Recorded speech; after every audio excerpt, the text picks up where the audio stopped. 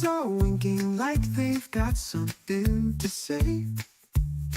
The tide hums low, it's a sweet serenade. Night, night with Phee. Oh, let your mind be free. Grab a thought, take a sip, set your heart out to sea.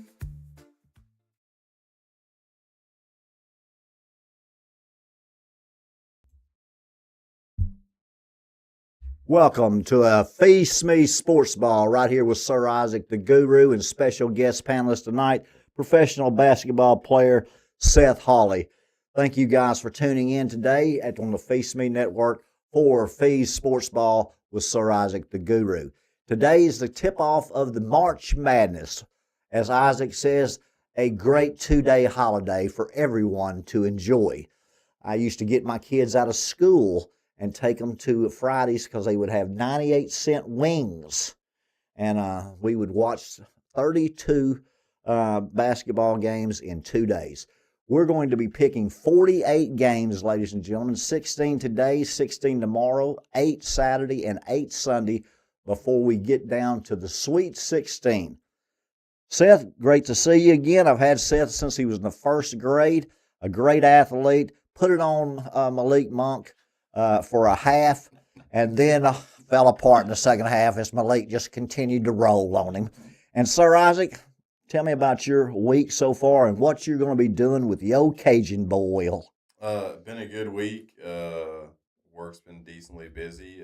But yeah, no, I've literally just been. It's been the slowest week of all time because all I've been doing is just waiting for today and tomorrow. But this weekend I'm going to Bryant. One of my good buddies down there does a annual crawfish boil, and so the year that we started doing it was 2 years ago when we beat Kansas as a 1 seed, and it was on the Saturday that we did the crawfish bowl, and so it kind of like started a. That was like one of the best like days ever. We had 30 people in the shop watching TVs, watching Arkansas win. We had LSU fans calling the Hogs, and it was great. So, anyways, now every year we do that, and now that I've moved back to Northwest Arkansas, I just travel down there for it. But we'll have 4 TVs going and crawfish and games outside. It's supposed to be 90 degrees after we had snow flurries, 3 days ago. So, but no, it'll be a good day. I've been looking forward to it all week. Well, 2 games have kicked off already with TCU and Ohio State. We're going to pick that game right now as you have Ohio State minus the 2.5 against TCU, an 8-9 seed kicking it off. Seth, what is your pick for the TCU Ohio State matchup? Well, Ohio State's known for football, so let's go TCU. TCU Horned Frogs plus the 2.5 says the Seth Rether. Who's All winning right. right now? Commercial break. Was TCU winning? I don't remember. I'll take whoever's winning right now. All right. Well, you can see here that the boys are cheating. They've got their phones out. We have to have our a little updates every once in a while. It makes them feel good. Normally, in most studios, they'd have several TVs, several people in the ear. But at Phee Smee Network, what we do here is we do it the hard way.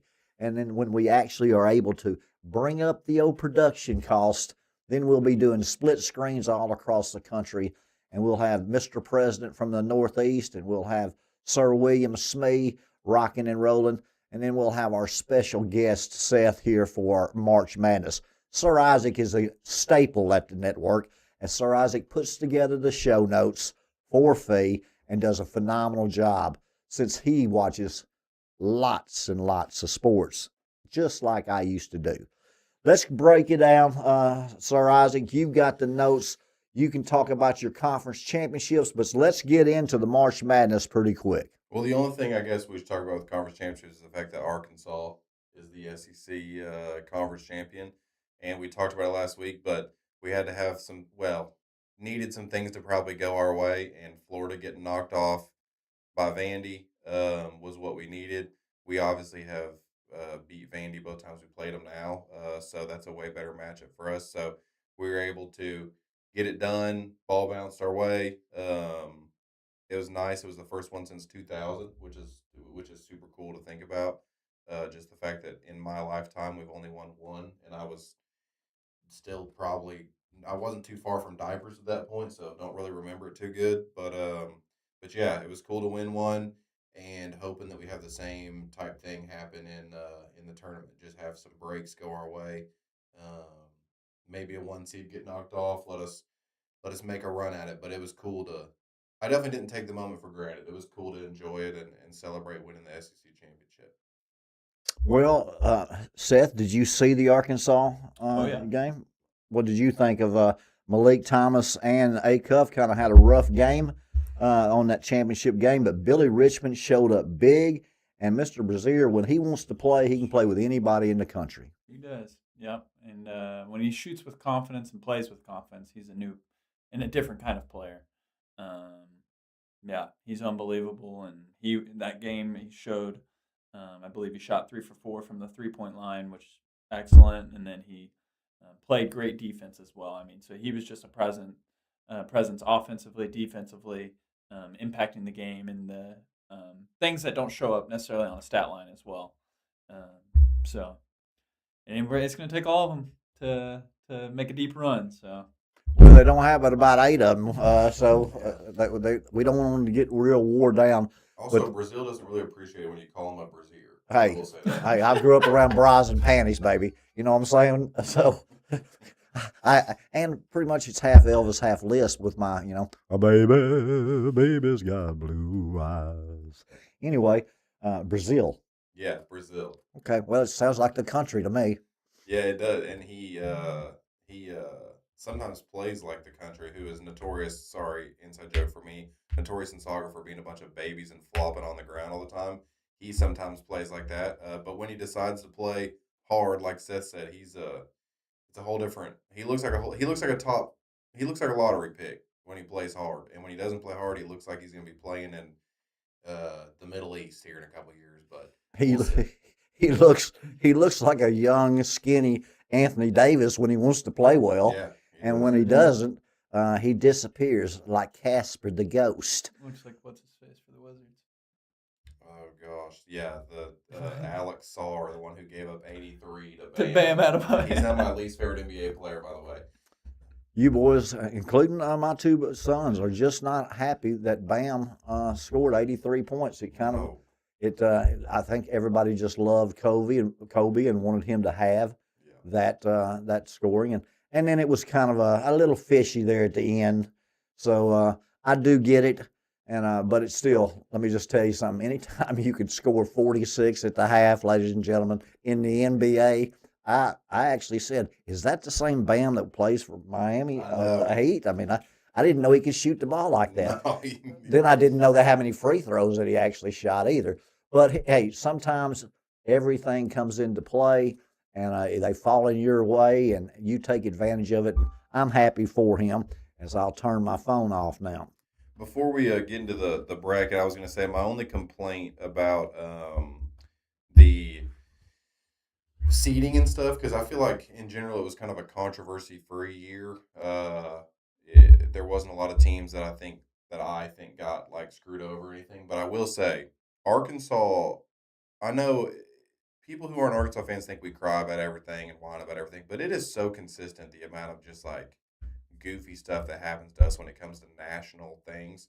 And I wish I could find it on my phone, but I saw a graphic that broke down how far we've had to travel for every single of our last tournament appearances. Ridiculous. And it's like we travel the furthest we possibly could every single year. We never get any of the regions that are close to us.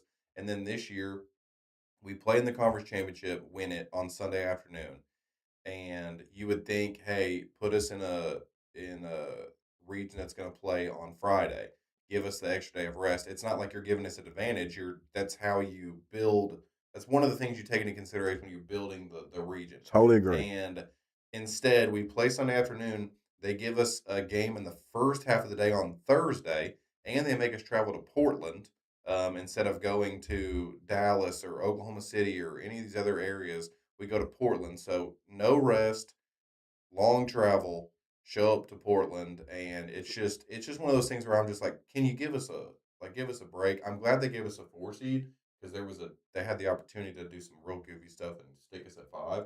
So I appreciate that, but then again, it's like that type of stuff just bugs me, and it's so consistent all the time in every sport. When there's a bad break to happen like that, it happens to us. It's frustrating. We got 7 guys, and one of them is a little banged up already in Darius Acuff, and he's obviously toughing out an injury. But you give him shorter rest, make us travel across the country. It's just annoying. I totally agree. We should be in OKC, and we should have been playing in OKC on Friday. But again, we're not going to be crying and whining about playing. I just tell you that you couldn't have sent us further away I don't know if you guys know it, but the University of Arkansas Razorback basketball fans do travel. Mm-hmm. And you will have a limited amount being able to travel with this TSA problems we have with this government shutdown, and to go that far on a Thursday instead of a Friday. Makes absolutely no sense. But hey, we're in it to win it. We're rocking and rolling nickel and diamond and two-line rhyming right here at the Phee Smee Network with Phee Sportsball with Sir Isaac the Guru and special guest Seth Hawley. Let's break it down now. I've already told you guys the first game's underway. Seth's watching it now and picking the winner based on the score now. I'll just take the opposite of whatever he says. He wants TCU. I'll take Ohio State. And Sir Isaac just is cheating also by saying he'll just take whoever's winning at this point. I've been rocking with Ohio State since in all my brackets. Sorry for bringing up all my brackets. In my one bracket that I made, I have Ohio State winning. They were last week. I brought them up. They were on my list of like teams I didn't want to run into. I think that they are a super tough team. I will give TCU credit though. I think the Big 12 is probably the best conference in basketball this year, and so they've been playing against the best competition. But I got to rock with Ohio State. I talked about them already. I think they're a good team, so I got them to win by 2.5. They're currently losing 17 to 13. Come back, baby. It's early. And It's very early. if anybody should know about runs, it should be Mr. Hawley at the end of the table. Let's break it down, folks, as Guru puts together quite a dadgum list today. As TCU is now leading 17 to 13, they're 2.5 point underdogs to Ohio State. Mr. Hawley has TCU plus the 2.5. And the Guru and Phee Smee will take Ohio State minus the 2.5. Moving on to the Troy Trojans, the 13th seed, and the Nebraska Cornhuskers, a team that Sir Isaac the Guru has been a little flip-flopping on all year. He likes them, then he doesn't, then he likes them. Let's find out today, going into March Madness, the very first round, what he thinks about the Cornhuskers against Troy Trojans right out of the Sun Belt Conference. So, if I'm not mistaken, Nebraska has never won a NCAA tournament. That is correct. Started off the year with like the longest win streak in the country. Looked great. Got to play in better competition. Got humbled a little bit. I think they kind of are what they are. They're decent, but they're better than Troy, and I think that they win that game. I think Nebraska wins their first NCAA tournament game today, and then they don't win another one. Is what I think. So, will they win by 13.5, Guru? I think it got down to 11.5, and I do think that they cover that. Okay, 11.5. But yes, I've got them to cover 11.5. I think I slid it down when I bet on it. I think I got it at 10. But Seth, what do you think between the Troy Trojans and the Cornhuskers of Nebraska? Yeah, I'm not going to act like I know much about either of the team, but I got Nebraska. That's what happens when he spends all winter in Mexico, folks. How was the weather down there? Beautiful. Did you enjoy the beach? It's beautiful weather down there. Well, I was not in a coastal town, but enjoyed my time down there. It's very mountainous is where I was. Very mountainous. Well, I saw pictures of him with his wife on the beach, so maybe that was when he got back. That was when I got back. Yep, that was in Florida. Fantastic. Well, do you have a pick on this Nebraska Troy game at 11.5? We'll go ahead and say Troy keeps it close. Troy plus the 11.5 for Seth. And I will also take Troy plus the 11.5, as Nebraska will win but will struggle to get their first win in March Madness. great movie, Troy. Yes, very good movie, Troy. Next Also, game if on Seth Hawley's on either of these teams, I'm picking that team to cover. because he can shoot lights out. Yeah, he honestly looks like he belongs on Troy, if we're being completely honest. We have a podcast I've already canned, and I have to edit for with Seth and I doing a podcast right before he went to play professional basketball. So that will be airing this month on March Madness. Also, as we're shifting our attention to basketball, as bad as Guru hates it, he's already thinking about the free agencies and the combine, and now looking at the draft. I promise you, there's no part of my brain is not focused on basketball this weekend. This weekend, huh? Well, let's move down to South Florida Bulls plus the 4.5 against the Louisville Cardinals and Dr. Duncan Stein and Never Nervous Purvis Ellison back in the day. Let's talk about it, Guru. What do you think? Louisville minus the 4.5 or South Florida plus the 4.5? This game's been all over the place because USF was one of the most popular upset picks in the bracket. They're a solid team. They looked really good in their conference championship, have been good all year. Actually, they have Joseph Pinion as one of their better players from Morrilton, Arkansas, so that's kind of fun. But White boy. yes, yeah, very much so. But Louisville is the better team, but their star point guard is out. He has a back injury. They came out with it last night that he's not playing. I don't think he's going to play in the whole tournament the way that it read to me. But they've still got some firepower. I think that in situations like this, it always seems like the big upsets in March happen. It's the teams, you can't really predict them. When everyone gets real high on a specific team. I'm not saying it can't happen, but I normally fade the public on that because it's one thing for me to have an opinion on it, and I observe the same thing as everyone else. USF's decent, but when everyone starts talking about it, I go the other direction. So I'm actually going to take Louisville to cover. I don't think it'll be a blowout, but I think that Louisville's just a better team. Even without the point guard. Yeah, and I like going against what everyone else is saying, and I think that I think it'll be one of those where some other random 11 seed's going to win, and it ain't going to be USF. But USF is no joke though. They're a decent team, so they very well could get it done. But I'm going to go with Louisville. Seth, you going to weigh in on the Louisville South Florida Bulls game?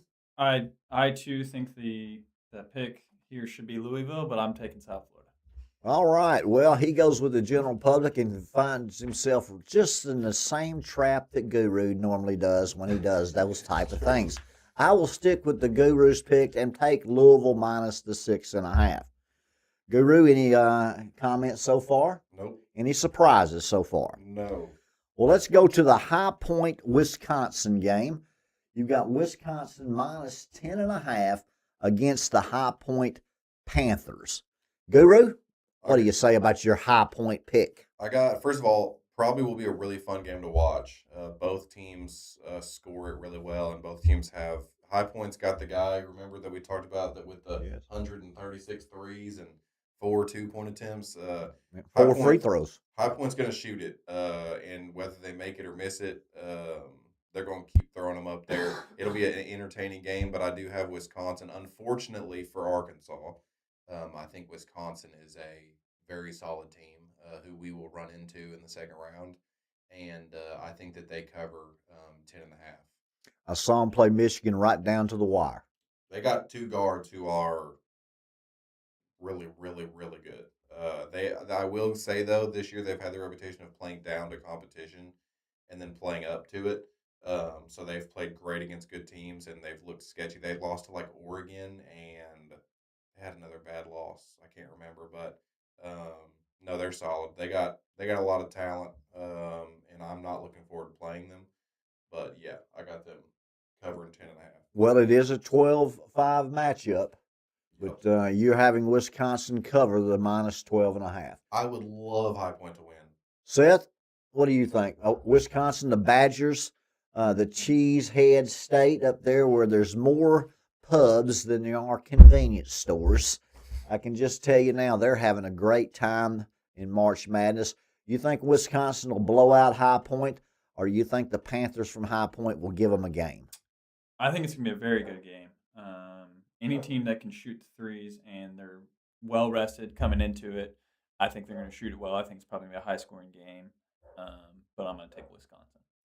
He takes Wisconsin to cover also. And I will go the opposite way with High Point plus the points as Phee just continues to wear these young kids out. Let's rock and roll, Hold on, folks. now, is your pick Wisconsin? Wisconsin to lose or to win? My pick is High Point plus the 10.5. To lose by less than 10. Yeah, I figure Wisconsin will beat them, but it'll be close. Yeah, okay. Okay. That's fair. We just don't pick the games here, folks. It's too easy for Phee. Back to the really quick on the Troy Nebraska game. There might not be a situation where there's more white guys on a basketball court than that game. That might be true. That's entertaining. The exciting whites, as Pat McAfee says. Well, as Seth and I can both attest to, that doesn't happen very often. No, it is not. But old Guru was talking trash, Seth, about playing basketball with you and having Ron Brewer Sr. Ref the games for you guys. He said he was putting it on you pretty good. Him or Ron Brewer? no, Isaac. Ron Brewer's probably 80, but and in better shape. He's a great guy. Ron Brewer Sr. He's a great guy. Enjoy getting to talk to him all the time, but it's also fun getting to play with Isaac. And as he said, just wear me out. Wearing you out, I guarantee you. I bet you are. All right, let's move on to the Siena seat. Say that real quick. The Siena Saints plus the 27.5 against the Duke Blue Devils. We'll start with you, Seth. I know you're a big Duke fan. Yeah, minus the 27.5 against Siena. Yeah, it'll be bad. Duke's gonna put it on. Duke will win by more than 27.5. These are the type games, folks, that you'll see on the first 2 days of the NCAA tournament, to where you'll see some 40-point blowouts, and then you'll see the 15-2 seed play within 5 points, and it'll be a 19, 20-point line. So we don't know how that's going to go, but Sir Isaac, the Guru, always knows. That's why he's the Guru. Guru, Duke minus 27.5, or you want the plus points? Because I know you hate big lines. I despise them, and especially in the tournament too, because there's so much strategy that goes into it as well. If Duke goes up big, they're injured already. Like they're not gonna keep all their starters in. But it's impossible to you can't predict whether.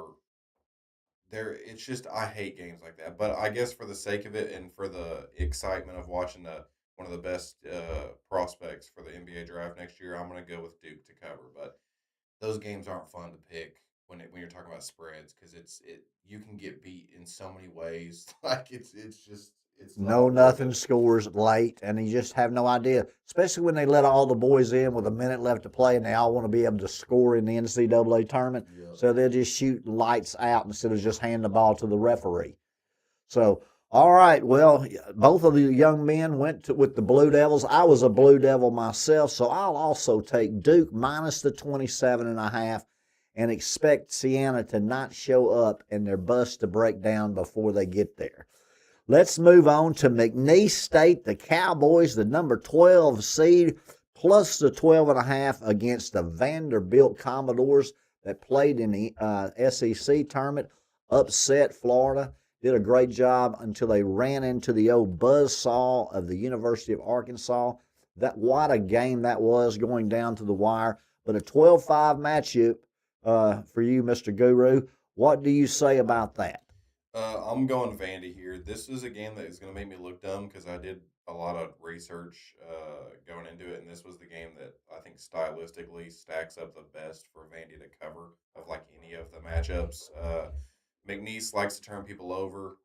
That's how they get all their offense. Vandy does not turn the ball over. McNeese does not shoot threes. They get all their points from inside. Vandy's best defensive ability is interior defense. I think Vandy kills them. But again, this will be a game that they lose and make me look dumb on one that I have a strong opinion on. So I'm going to go Vandy minus 12.5 and feel good about it. You heard the Guru right here. Vandy minus the 12.5. We'll move on to our guest panelist, Mr. Hawley. Tell me, what do you think?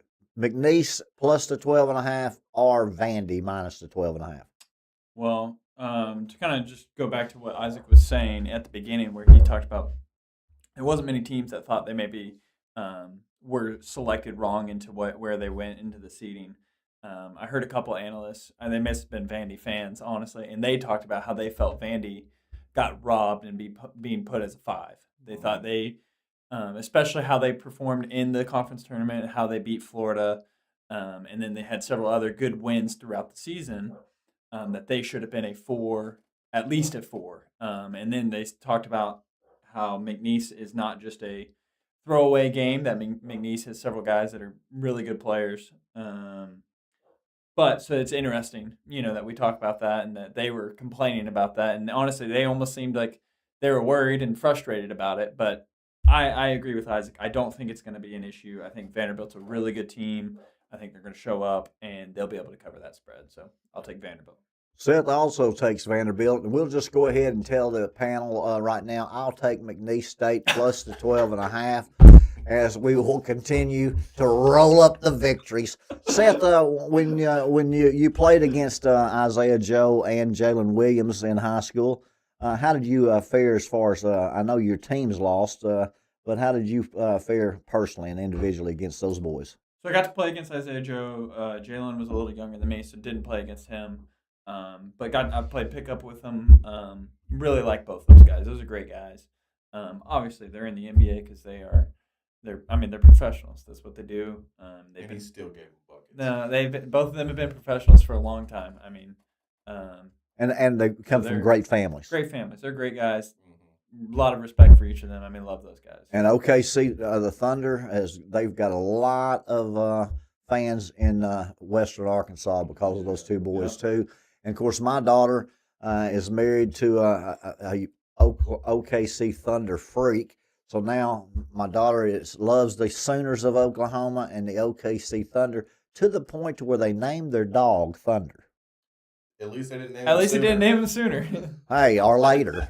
All right, folks. It's amazing here what the Phee Smee Network is doing today with the March Madness special. We'll keep moving on as everybody's got Vanderbilt plus or minus the 12.5, except Phee, and Phee will take the McNeese State. Vandy will cover or will win, but will not cover.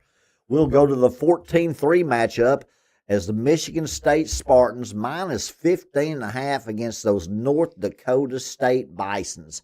What do you got, Seth? North Dakota State or Michigan State, the Spartans? Tom Izzo, unbelievable coach. We're going to go with him. I mean, just a true veteran in the college sports.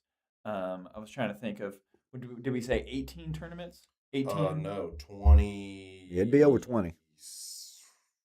20-something, I think, 20, in okay. a row. Yeah. He was coaching Michigan State when I was your age. Yeah, it's just, I'm going to go with them, not just because of the seeding, but just the veteran coach, the players. Like we're going with Michigan State. All right, Guru, go ahead and give your pick. I'm gonna go. I'm gonna go Michigan State as well, without much. Didn't dive into it much, but I don't think North Dakota State is. You know what? Give me North Dakota State to cover 15.5, but Michigan's gonna win by 13. Oh, I love when he does that to me every single week. He's got some kind of psychoanalytical mind with his algorithms going on. I'll go ahead and take the North Dakota State Bisons to cover that game, but I do believe Michigan State will win 9, 10, 11-point victory. Yeah, I don't think it'll be stressful. I think they'll just probably hang in there and hit some threes. I totally agree with you. Well, let's move on to one of my favorite games of the day, the 11th seed Virginia Commonwealth University Rams, VCU, playing the North Carolina Tar Heels. North Carolina is a 2.5-point favorite. Guru, what do you think about those Tar Heels only being minus 2.5 against VCU, which is known for March Madness upsets? They are, and I'm honestly, this is one of my favorite picks of the day. I'm on North Carolina. I think that they're getting a lot of bad attention for their star player being hurt, and they got into the tournament. Obviously, he's been out for a few games, but they honestly have not taken a huge step down. I got to watch them after he got hurt, and they've had a couple guys step up. They're not going to make a big run, but I think the line is very heavily affected by people thinking. And VCU also is another team that's like a legit. I mean, they're not a nobody. VCU is a good team, but I think that the line is so close because everyone likes VCU because their history, and everyone's scared of North Carolina. But I think that I think North Carolina is still a really good basketball team. Guru did not take the bait from the public this week. I'm proud of him. He is learning and maturing as a sports handicapper. Seth, what do you have between VCU, the Rams, plus the 2.5 against your North Carolina Tar Heels? Yeah, I didn't go much studying into this one, but we're going to go North Carolina. All right, this panel is going to be, again, split 2-1 as Phee will take the VCU Rams minus or plus the 2.5 against North Carolina. I do expect North Carolina to win, but I just don't like for everybody to pick the same team. You know why? Because normally we all lose when that happens. Very true. So I will take VCU. I do not expect them to win, but let's see if they can keep it within 2. Guru, you got anything so far to say, commentaries as far as what we've got so far, or we just want to continue to move on? Keep rolling. Keep rolling as the number 1 seed, Michigan, goes against Howard, the number 16th seed, in a line that is, again, one of Guru's favorites, minus 31.5. Guru, Michigan going to beat them by 32 or by 29? So I watched Howard in the playing game. I won money on Howard in the playing game. But I will say, Michigan, of all the 1 seeds this year, Michigan has absolutely murdered people. And after watching Howard, they have a big guard he's like a slasher, finisher. He did get hot and hit some threes in the playing game, but their other best player is their big man who's about 6'9". Michigan rolls out 4 dudes who are taller and more athletic, and I think that even though I do like to get on those teams that are excited and get going after a playing game, because it's Michigan and I've seen how they've murdered some people this year, I think that they win by more than 30. I think Howard may not score more than 45 points in the game. Thinks they might double their score. Well, let's go down to the end, Mr. Seth. What do you think about the number 1 seed Michigan, which has only lost twice all year, and is the reason I did not pick them to win the national championship, because it's very difficult for a basketball team to go through several games without losing. In a season, only losing 2 games, folks, if they win another 6 and win the national championship, that will be a Fab Five type of team. Mm-hmm. They've got a great point guard. But, Seth, what do you think about minus 31.5? Yeah, that's quite the line. I think Howard keeps it within 29. Oh, wow. Well, he did go with Howard or plus the 31.5. They will stick with the Guru and say Michigan doubles their score. Michigan will win by more than 31.5, which means 32 or more if you're playing the price is right. All right, folks, here we go right on down, moving down to the Texas Longhorns, a play-in game that I thought was with North Carolina State was a good basketball game. Yes, it was. And they were going to be playing against what a lot of people think is the best player in college basketball, the BYU boy that my son can actually pronounce his name. Amazing. So we've got BYU minus the 1.5 against the Longhorns of Texas. What do you think, Seth? Can we first talk about that playing game? Can we establish, is it or is it not a technical foul if a coach or player who's on the bench runs onto the floor before the time expires? It is a technical foul. Well, that's 2 games in a row. It hasn't been called. Again, folks, if you're looking for perfection when it comes to the refs, you're going to be unhappy most of the time. What do you think, Guru, about that call? And do you think it was a technical foul, flagrant? I mean, by the letter of the law, it is a technical. The thing that it's like when it's close enough that it could be a buzzer beater and no one knows the clock, it seems like they never call it. And but the problem is they create either they continue never calling it and we all live with it, or they really, really piss somebody off when one of these days they decide to call it. Yeah. And that's what's going to happen. And it's just one of those deals where whatever they decide about it, it needs to be consistent. Because if they say that we're going to start calling it, then the coaches are going to keep anyone from getting on the court. If they never call it, then I guess it is what it is. But yeah, no, that was crazy. Also, I had Texas in that game, and they controlled the game the entire time. And then at the end, they tried literally every which way. If it wasn't for Tremont Mark, former Razorback, they tried every which way to lose. I mean, they missed free throws, turned it over on inbound. I mean, they were trying to give it away. But that was a crazy game. That was a fun like intro to the tournament game, right? Absolutely, it was. I enjoyed it. Well, do you think that BYU and that player can compete with Texas, or do you think Texas will cover? What's the spread again? 2.5. 2.5. Yeah, I'm gonna take BYU, and I'm gonna say they beat them by 5. All right. Seth says take the BYU Cougars at minus the 2.5, and they will win by 5. Guru, what is your pick? I'm gonna go with the same thing, with the understanding that Texas can be a salty team, but BYU is another one that's kind of been a little bit overblown. How much their second best player got hurt and is out for the year, and it's been a little bit overblown. But I don't know that Texas has anyone that can stop AJ Demansa, and then they also have a really good Rob Wright as their point guard, who was like a top 5 recruit 2 years ago, and then he transferred there. Also a really good player. I'm going with Seth. I think BYU wins by more than 2.5. BYU minus the 2.5 are the two knucklehead picks. I'll take Texas plus the 2.5 for Phee Smee, the one and only, the cat daddy of them all. Let's move right along here with Texas A&M, the Aggies, plus 2.5 against St. Mary's.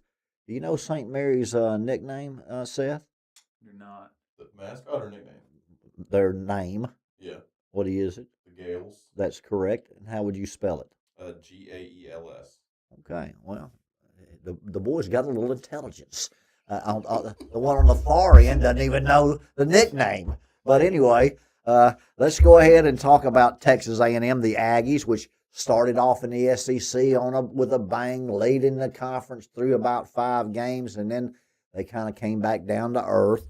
Seth, you got A&M plus the 2.5 against St. Mary's, that West Coast team that shoots a lot of threes and always seems to do well in the NCAA tournament.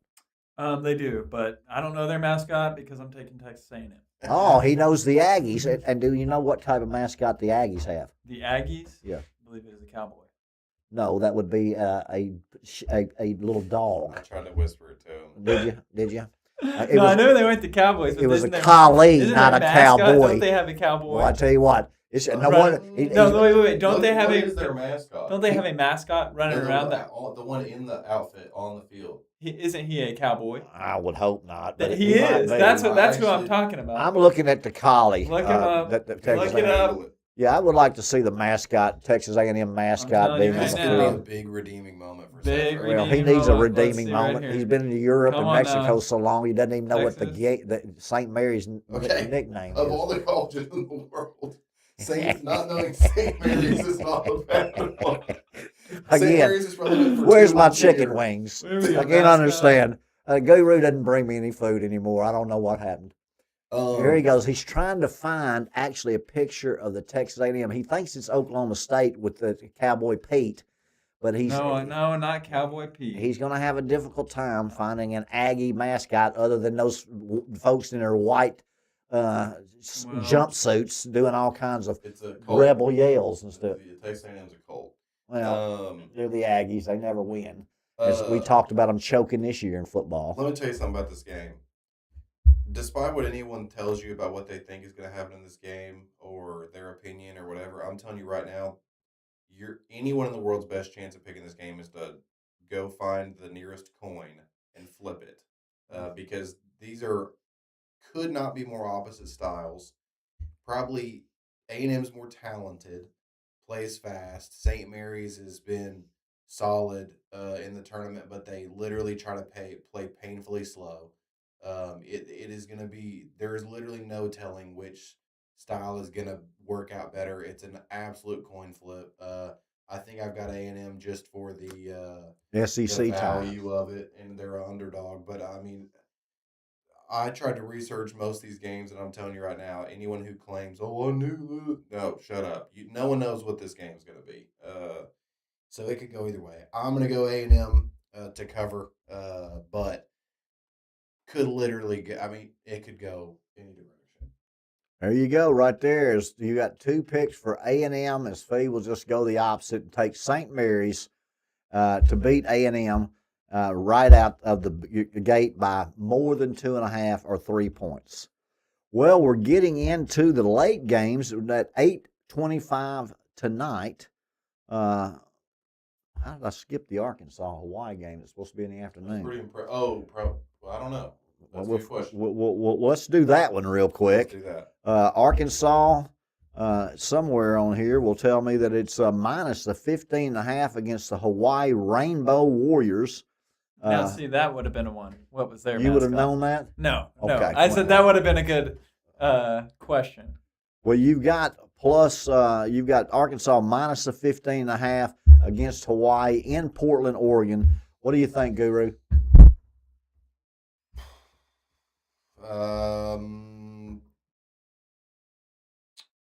I think Reverse psychology. I don't know. Do you want me to answer? Yeah, you answer first. Arkansas is going to win the game. Hawaii is going to keep it somewhat close. I think we're going to be comfortable. What I'm trying to figure out what pick we said. I think it was Michigan State that you guys said, like, it's similar spread. Yes. Arkansas is going to win the game, probably win it comfortably, but they're probably going to keep it somewhat close, maybe hit a 3 at the end, and we'll win by 10. All right. Well, when the line's 15.5, he likes the Rainbow Warriors of Hawaii. Got almost a closer trip than Arkansas to Portland. That's true. But it's not really true. But it takes 4 hours to get from Memphis to L.A. by plane, or 2 hours by plane back, and then it takes 2 hours to get from L.A. to Hawaii. So that island's way out there in the Pacific. Yeah. Way out there in the Pacific. But Guru, I know you're a little hesitant. I know you don't want to play because you think if you bet on Arkansas that they will lose, and you think if you bet on. So what are you going to do here? Everybody knows Arkansas is going to win the basketball game. Don't say that. They'll win the basketball game. Go. So tell me, do you think they'll cover the 15.5 or not?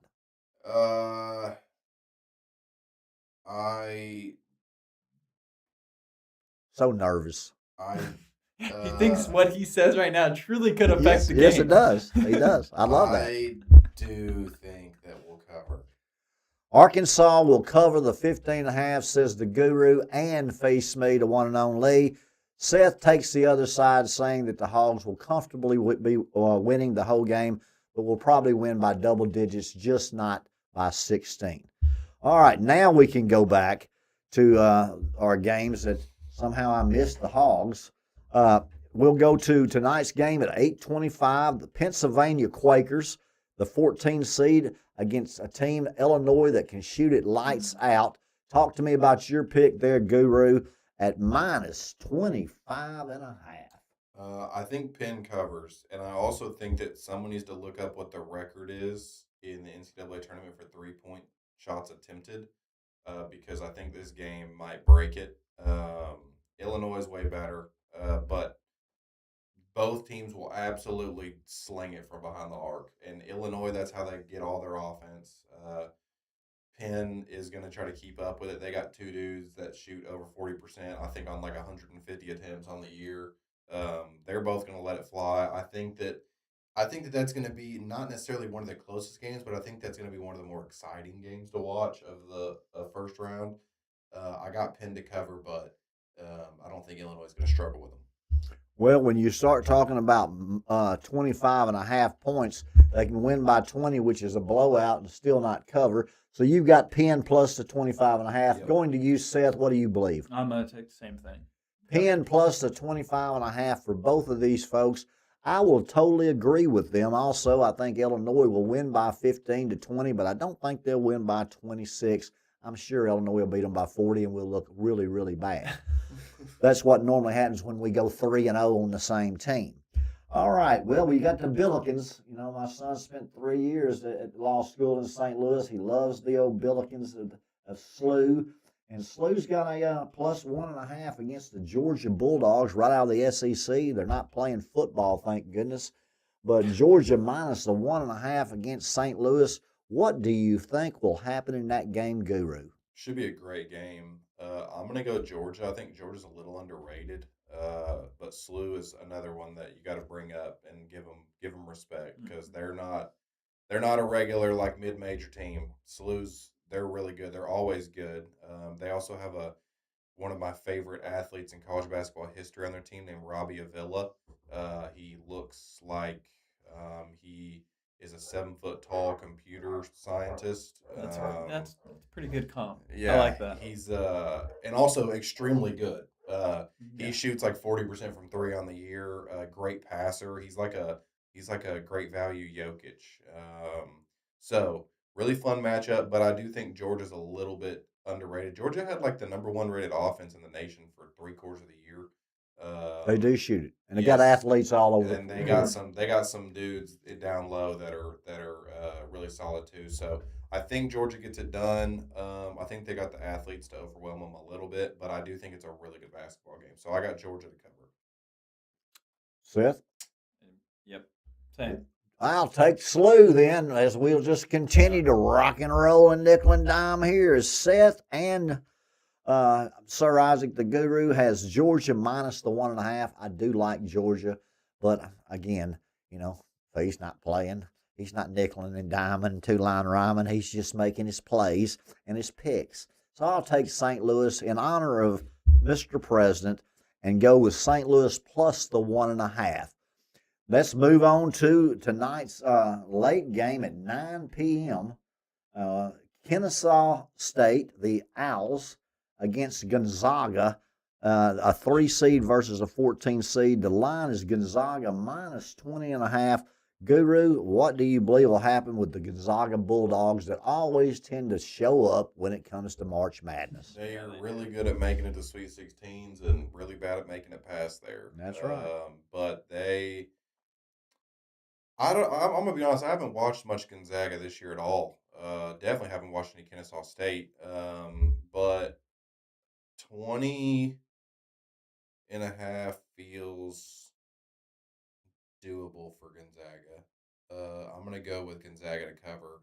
Do not like them as far as making a good run this year. They'll win a couple games, but don't think they have a legit squad. But I think they'll win by 21. Well, Mark, few games after the Sweet 16 has he ever won. That's good. Thank you so much for the opportunity to do business with you as I continue to rock and roll and nickel and dime. Good. Let's talk about it, Seth. I'm sure you're going to love the Owls of Kennesaw State or Gonzaga, both Bulldogs, Georgia and Gonzaga. They kind of threw me off. 20.5 Gonzaga there against Kennesaw State. What do you think, Seth? I mean, Gonzaga should be used to playing a team like Kennesaw State because that's about like the conference they're in. They just wipe through their conference every single year, and you know, typically they have one of the best records in the nation, and so people rank them really high. And then they get a team like this that's just like every other team they play, so they'll cover the spread on this one, and they'll probably do well in the next one, and then.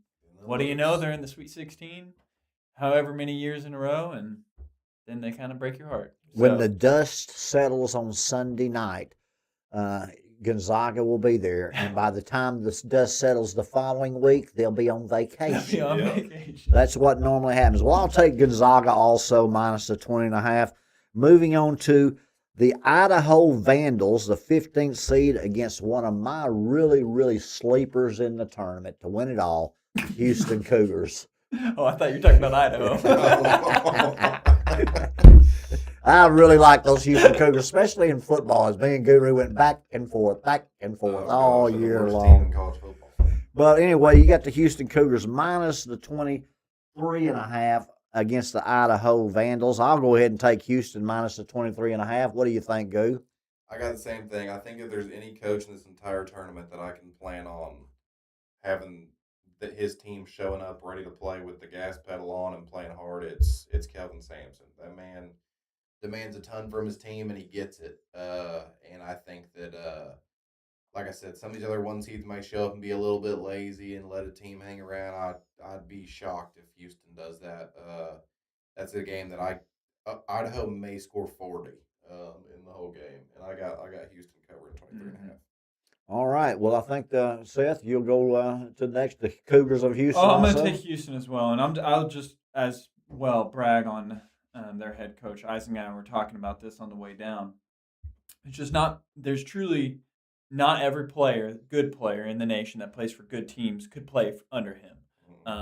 Just the standards that he holds his players to, just simply the conditioning standards he holds them to. I mean, all of those guys, I believe, are running under a 6-minute mile, which, to a runner, that might not be much, but when you're talking about a 6'10" athlete that weighs 260 pounds, I mean, being able to do that and then transition that onto the floor, I mean, I think they're going to be ready. I think they're going to come out, like Isaac said, foot on the gas pedal, ready to lay down. And very impressive. I've always liked Coach Sampson.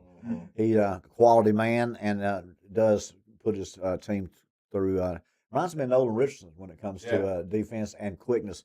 I've never seen a practice run so quick than when I saw Coach Richardson's practice. Everywhere you go, you sprinted, whether it was a huddle, whether it was instruction, on the court, off the court, to get water, to get back on the court. You had to go full speed all the time, or you didn't see the court. And very impressive, especially after me watching Stan Heath the year before, because he had the slowest practice that I've ever witnessed when it came to college basketball, and he did not make it, and then went someplace else and made it. That, folks, sets the stage for the Thursday games as we've gone through 16 games. We'll go through 16 more now for Friday, as we'll start now with Friday's early game with Santa Clara plus the 3.5 against the Kentucky Wildcats. A 7-10 matchup. Seth, what do you have? Kentucky minus the 3.5 or Santa Clara plus the 3.5? Yeah, I don't think Kentucky's a great team this year, but just being in the SEC and still being able to perform, to what they've done, I'm going to take Kentucky. How about you, Guru? That's a game. Santa Clara is a weird mid-major team because they actually produce some legit NBA players. Yes, they do. Which is very weird. But they're no joke. They're a legit team. I also think I'm gonna go with Kentucky, but that's a game that, man, those teams are way closer in quality than a lot of those matchups. But I'm gonna go with Kentucky too for the same reason Seth said. Also throwing it out there, Kelvin Sampson would never have a player get arrested for 2 pounds of weed in his apartment. That's true. So shout out Nate Oates. Yeah, well, Nate Oates in Alabama did exactly what they should have done. What? Suspend the man. I guarantee that wasn't what Nate Oates wanted to do. I guarantee it wasn't either. Because he's probably still calling judges right now trying to get him to let the kid off. The university president, what I told my son is I said he'll plead no contest. They'll let him play, and then he'll come back after the tournament. But that university president wasn't going to put up with it. And normally, the professional sports now, weed is very, very, not only is it accepted, but it's also recommended for pain relief and recovery because it just doesn't do near the damage that the pain pills do for your kidneys and your liver. And THC has been known to be beneficial. It's just in today's age, what they've done is they've continued to crossbreed it to where it's now over 100%, and psychosis can set in, and you've got fentanyl that's going to be laced with it. So it's very dangerous, but from a standpoint of CBD and THC, at some level, it is very beneficial, especially if you're doing chemotherapy, radiation, any type of stomach problems or cancer. So 2 pounds, hey, if you're a wake and baker in college, from the time you get up to the time you go to bed, you might be able to get through 2 ounces a month. I was going to say, he probably just had some back problems, and it was medicinal reasons that he had 2 pounds. But 2 pounds, brother, that's again, maybe he doesn't want to buy it but once a year. No, It doesn't make a lot of I'll get sense. on my Bama rant when we get to their game, but Okay. Well, I'll go ahead and take Santa Clara plus the 3.5. I watched Kentucky that was overmatched against Florida. I'm sure that other people in Kentucky, the Bluegrass State, loves their coach. When I think of Kentucky, I think of horse racing. So Sunday Silence versus Easy Goer, 1989. He really loved that race. Great sports moments of the 80s. If you haven't seen it, go watch it. Yeah, go watch it. So we've got 2 Kentucky Wildcat picks at minus 3.5, and Phee, again, the isolated panelist, takes Santa Clara plus the 3.5. A 12-5 matchup is the Texas Tech Red Raiders minus the 7.5 against those Akron Zips. What do you think, Goo? I'm mad at Vegas for not letting the public affect their line because everyone's high on Akron because of JT Toppin being out for Texas Tech. Fortunately, I believe Texas Tech is still really solid. They made the line hard for me because they're good at their job, which is tragic. But I'm going to go Texas Tech. Although another one, I always just got to give credit when those teams are legit, scary teams.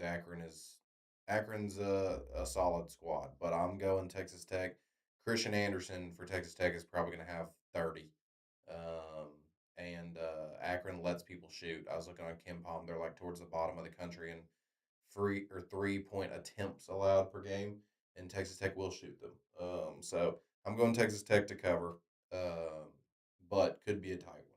Well, as Guru has alluded to, there are certain mid-major teams in basketball that always play well. You've always got Drake, Akron, Santa Clara, St. Louis. All those are the type of mid-major teams that kind of show up. And Seth, you had a cousin, Aaron Hawley, that played 6'7" boy that played for Drake, didn't he? Mm-hmm.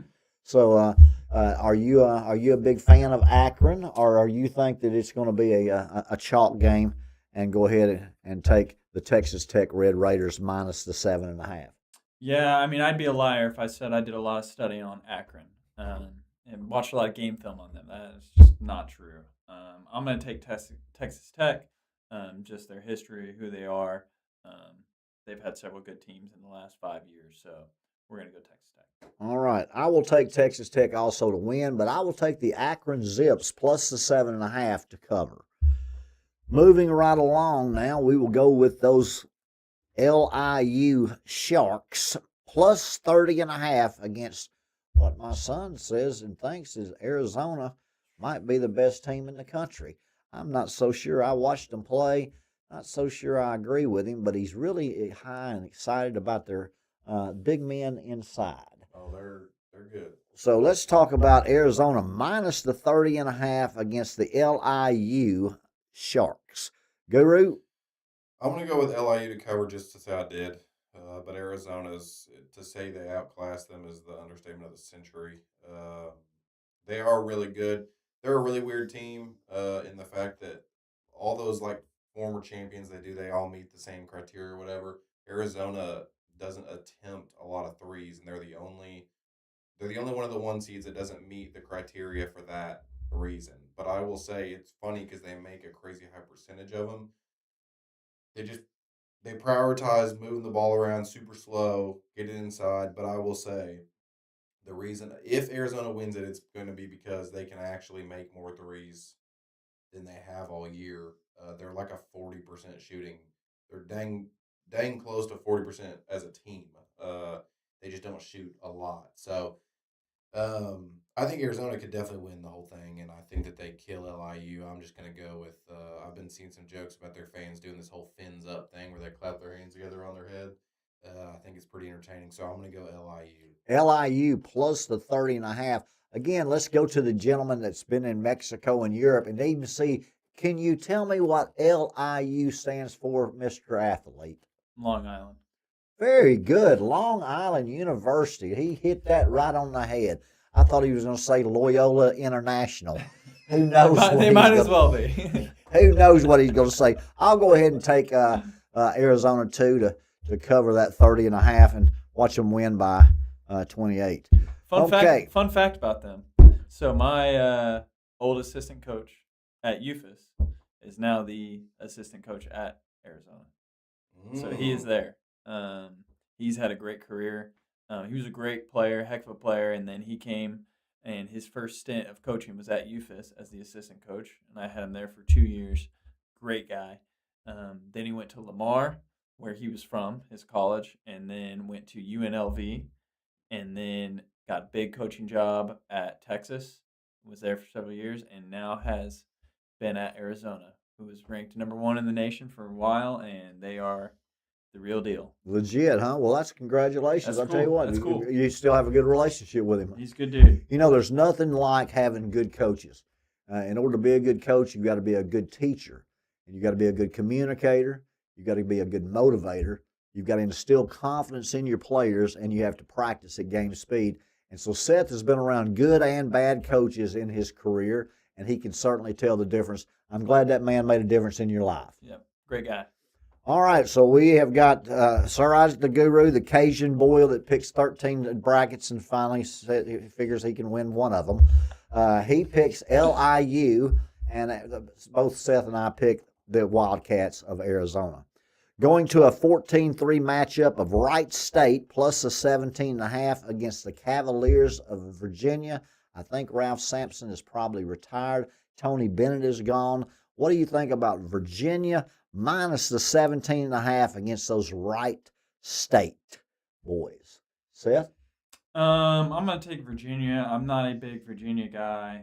Don't like several of the teams that they used to put together with that pack line defense. I mean, I just think it's very, very boring basketball, especially in today's modern game. It's just, and that's what the teams they used to put together. But yeah, I'm gonna go ahead and take Virginia because I don't think they're gonna have any problems. John Morant's not playing for Murray State. And he's not playing for Wright State, and I don't know if Wright State's got any All Stars. So. Nobody. Also, have you watched Virginia this year? I haven't gotten much time. Do yourself a favor because I have hated the teams they put together. Do yourself a favor, I promise, because I'm the same way, and I've had that same in my brain. Virginia is locked into being the worst team ever. But I will say they have a new coach, and when I watched them for the first time this year, they're actually really fun. You were surprised. Yeah. Surprisingly do your surprised. brain a favor and refresh yourself because I had to do it. But I'm gonna go Virginia. I think Virginia's actually really salty. They were one of my top teams, just like Ohio State, who's getting their butt kicked right now, that I didn't want to run into as Arkansas. They shocker, they actually shoot a lot of threes, which is not what they used to do. And they have played really well against strong competition in the ACC. I think that they cover that game, and I also think that they might make a sneaky deep run in the tournament. I'm glad he said that because Phee picked them to win it all. That's right, ladies and gentlemen. Phee just go ahead and disclose us that Virginia is his pick to win the national championship. I'll take Virginia minus the 17.5. And now we'll move right on to the Tennessee State Tigers at the 15th seed against what Guru thinks is an underrated Iowa State Cyclones team, one of the best teams in the country. The Big 12 is the best conference. I don't know where the boy comes. He's just so close to Oklahoma now that it's like his judgment's clouded. But let's go ahead and talk about the Iowa State minus the 24.5 against those Tennessee State Tigers. Go. I don't know much about Tennessee State. I didn't look much into them. I kind of like their colors and mascot. I'll take them to cover that game, but I will say I did learn something that was a very alarming trait of Iowa State when I was doing my research. They're one of the worst free throw shooting teams in the nation, and I will tell you my number one pet peeve watching basketball teams is when they get to the free throw line and they cannot make free throws. And I'm telling you, if you add up at the end of every game you've ever watched where a team loses by within 10 points, you add up the amount of free throws they miss, and you'd be shocked by the amount of times that you lose games because free throws. I hate it. It drives me crazy. But Iowa State is a really bad shooting free throw team. I think it's going to be the death of them later in the tournament. But they're going to win this game without struggle. But I'll go with Tennessee State to cover. Tennessee State plus the 24.5, a bunch of little black boys that will shoot it lights out right from the area that I was from. Seth will tell you that as I've coached him from the 1st through the 12th grade, that I asked him the 3 keys to winning a basketball game. The 3 keys to winning a basketball game, and number 1 is limit turnovers. Number 2 is out-rebound your opponent. And number 3 is what Guru just stated. Make your free throws down the stretch. Because when it's late in the game, as you saw just last weekend, when Brazil was 2 of 5 from the free throw line late in the game, made me a little nervy, and my son texted me and said, make your free throws down the stretch. Seth, you have Iowa State, the Cyclones covering the 24.5, or do you want to go with those Tennessee State Tigers? I think they're going to want to make a statement in this game. I think they're going to come out Iowa State strong. They're going to cover. Iowa State minus the 24.5 for Seth. Sir Isaac, the Guru, and Phee will take the Tennessee State Tigers plus the 24.5. Expect Iowa State to win anywhere between 15 and 20. All right, we'll go to the Guru's favorite game now. The Alabama Crimson Tide minus 11.5 against Hofstra State. Hofstra State. What do you think, Goo? First of all, quick rant on Bama. Nate Oates is a really good basketball coach. But it says something about the guys that you recruit and the way that you handle a program when you have 4 people arrested in the last 3 years and a couple people that probably should have been arrested that didn't. You have the whole debacle with the signing the NBA player and getting the Alabama judge to approve it. I don't have a lot of respect for him as far as how he manages his teams. I think it's actually kind of embarrassing to the program, to be honest. They had the deal with Brandon Miller where they let him play in the tournament after he unknowingly delivered a murder weapon to a guy who killed someone, didn't discipline him. Unalived him. We don't want to get banned. Oh, yeah, sorry, unalived him. Then they had a guy before he even got to campus, got arrested on weapon and drug charges. Now you got your second best player getting arrested for 2 pounds of marijuana. And despite what anyone who pulls out the excuse, which y'all did it sarcastically earlier, but anyone who pulls out the excuse of, oh, it's just weed, whatever. So weed is now legal in a lot of states in the United States, but having 2 pounds of marijuana in your possession is illegal in exactly 50 United States of America. So it's just a bad look. They drive me crazy. I don't like this style of play. It's fun to watch, but they'll never win a championship the way they play. And then I just don't appreciate the fact that they've had this many controversial stuff, happen. I think it's just bad. Same reason I didn't like Jimbo Fisher when he was at Florida State. There's just a few coaches that are known for letting that stuff happen. But all that being said, Bama is still a good basketball team without their second best player. They're going to score. Hofstra is a sneaky, exciting team. They can shoot the ball really well, but I think that they just can't keep up. I got Bama to cover 11.5, but I would be overjoyed despite my bracket if they were to lose this game. All right, sir. Seth, do you have minus 11.5 Alabama, or you want to go with Hofstra? Better question is, what is their mascot? Can either of you tell Hofstra? me? Hofstra. I'm going to go Buffalo. Buffalo? Have you lost your Bison. mind? Bison, that's North Carolina. No, don't look it up. I mean, Phil. North Dakota. Don't look it up, Phil. Can you I don't know it, Seth. I wouldn't tell you. I couldn't tell. Hofstra, I know it now, but no, I would not have known it. Well, they're not just Pride. They're one of the few schools that have 2 official mascots known as Kate and Willie Pride. They're a pair of lion and lioness. I got it on my 3rd try. If you didn't know that, folks, now you do. I just thought they were like the Rainbow Warriors and was celebrating the Gay Pride Month. I didn't think have with any idea. as confused as they are with trying to get their mascots, I'm taking Alabama. Okay, well, Alabama minus 11.5. I tell you, it's what I told my son. I said, if the Alabama wins, they're going to say that the team rallied around the coach. and the program and played for each other. And if they get beat, they'll say the distractions of this happening. So I will take the distractions, and I'll go ahead and take Hofstra plus the 11.5 and see if Alabama doesn't win by 7 or 8 points. But they're going to get beat pretty early. They live and die by the 3, and that boy in Alabama can shoot the lights out. And by the way, look, there's only so many hours in a day for you to hit that ball, brother. 2 pounds is rough. 2 pounds is rough. I don't see how that works. Good to see NIL funds going to good use. Absolutely, absolutely. Well, we're at tomorrow at 3:10 where you got the Utah State Aggies, the 9th seed against the Villanova Wildcats. Great. The 8th seed at Villanova is a 1.5 point underdog. What do you have, Seth? You have Villanova plus the 1.5, or you have Utah State minus the 1.5? I think this is a coin toss. I'm just going to go with the history of Villanova and take them. Villanova plus the 1.5 for Seth. Sir Guru? Should be a great game. I was going to go Utah State forever, and then I think that conference is at the Mountain West before I make myself look dumb. That's true. That conference has been kind of a sneaky good conference the last few years. I think they actually had a down year.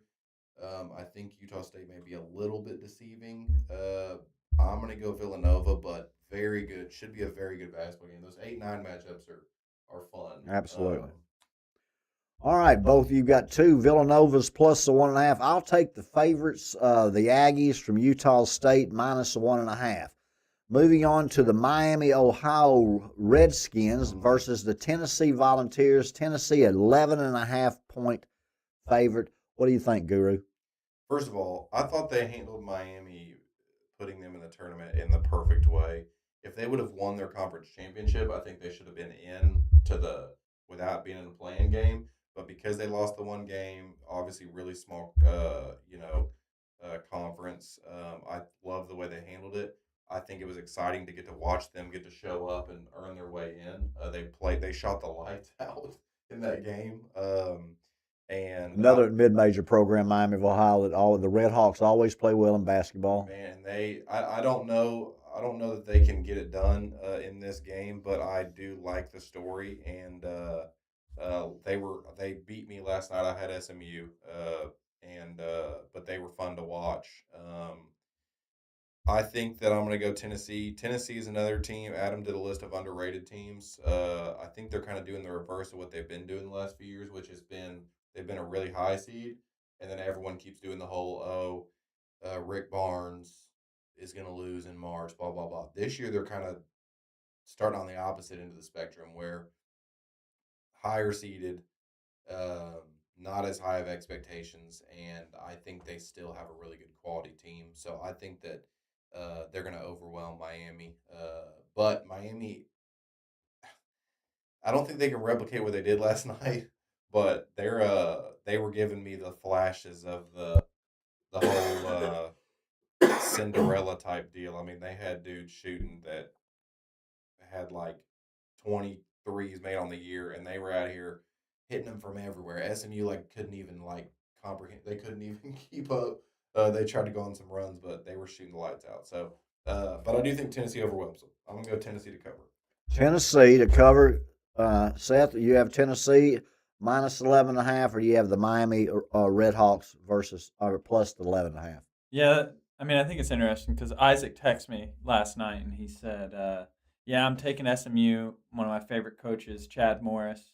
I'm just a big fan." I bet. And so I understood and understood why he took him. Freaking Chad Morris. Yeah. So I'm taking Tennessee. You're taking Tennessee minus 11.5. Well, let's go ahead and go all three of us again, which is guarantees a Miami cover. But we'll take Tennessee as a panel minus 11.5, as I too agree with Guru. When the expectations are low for the Vols, they always play well. When they're high, they tend to disappear and choke. All right, moving on to the Iowa-Clemson game, an 8-9 matchup where you've got the Clemson Tigers plus the 2.5 against the Iowa Hawkeyes. Guru, do you have Iowa, a Big Ten school, against? I know you love Clemson in football and with the ACC, so Tell me what you think as far as Iowa minus the 2.5 against Clemson. Clemson's second best player got hurt in their conference tournament and is out for the year. First of all, will be one of the most miserable games to watch of the whole tournament. Both teams play crazy slow, play a lot of defense. I've got Iowa. Bennett Sturts, I believe, is their point guard's name. He's been in college basketball for 11 years. Watch. Really good. He's really good. And he came from Drake, by the way. Yeah, he did. Yep. Yeah, he's a really good player. I think Clemson's going to struggle without their second best player. So I got Iowa covering in that game. Seth? Yeah, I too have Iowa. I think Bennett Sturts is an unbelievable point guard. I think he just controls and makes the right play. I think many people probably don't think he might transition well to the NBA, but I just think his pick and roll game does transition well. And I mean, that is just, he always makes the right play. I mean, he's very good, high IQ. I haven't watched much Iowa, haven't watched much Clemson, but I'm going to take Iowa in that game. Well, the panel will be complete again with 3 Iowa Hawkeyes minus the 2.5 in an 8-9 game. That's an automatic Clemson win when they say that. But we're going to go with Iowa minus the 2.5, which means they need to win by 3. What do you bet they win by 2? Let's go with the Northern Iowa Panthers, the 12 seed, against the St. John's Red Storm, number 5, with Rick Pitino now coaching St. John's. Talk to me, Guru, about what you think about the Italian Stallion, Rick Pitino, and the resurgence of Chris Mullins' St. John's team of the 80s. Well, coming in a close second right behind the last game we talked about as far as the most painful games to watch of the first round, this one is a close second. Both teams, again, Northern Iowa plays painfully slow. St. John's plays slow. Their best player is their big man. Great defense. I think, what was the spread? 9.5. I think St. John's covers and the score might be 20 to 10. But no, I got St. John's. Northern Iowa literally does not possess the ability to score. And St. John's is going to handle them, but it not going to be one that I would say I'm really looking forward to watching. But I think that St. John's handles them pretty easy. How about you, Seth? You got St. John's minus the 9.5 or the Northern Iowa Panthers plus the 9.5?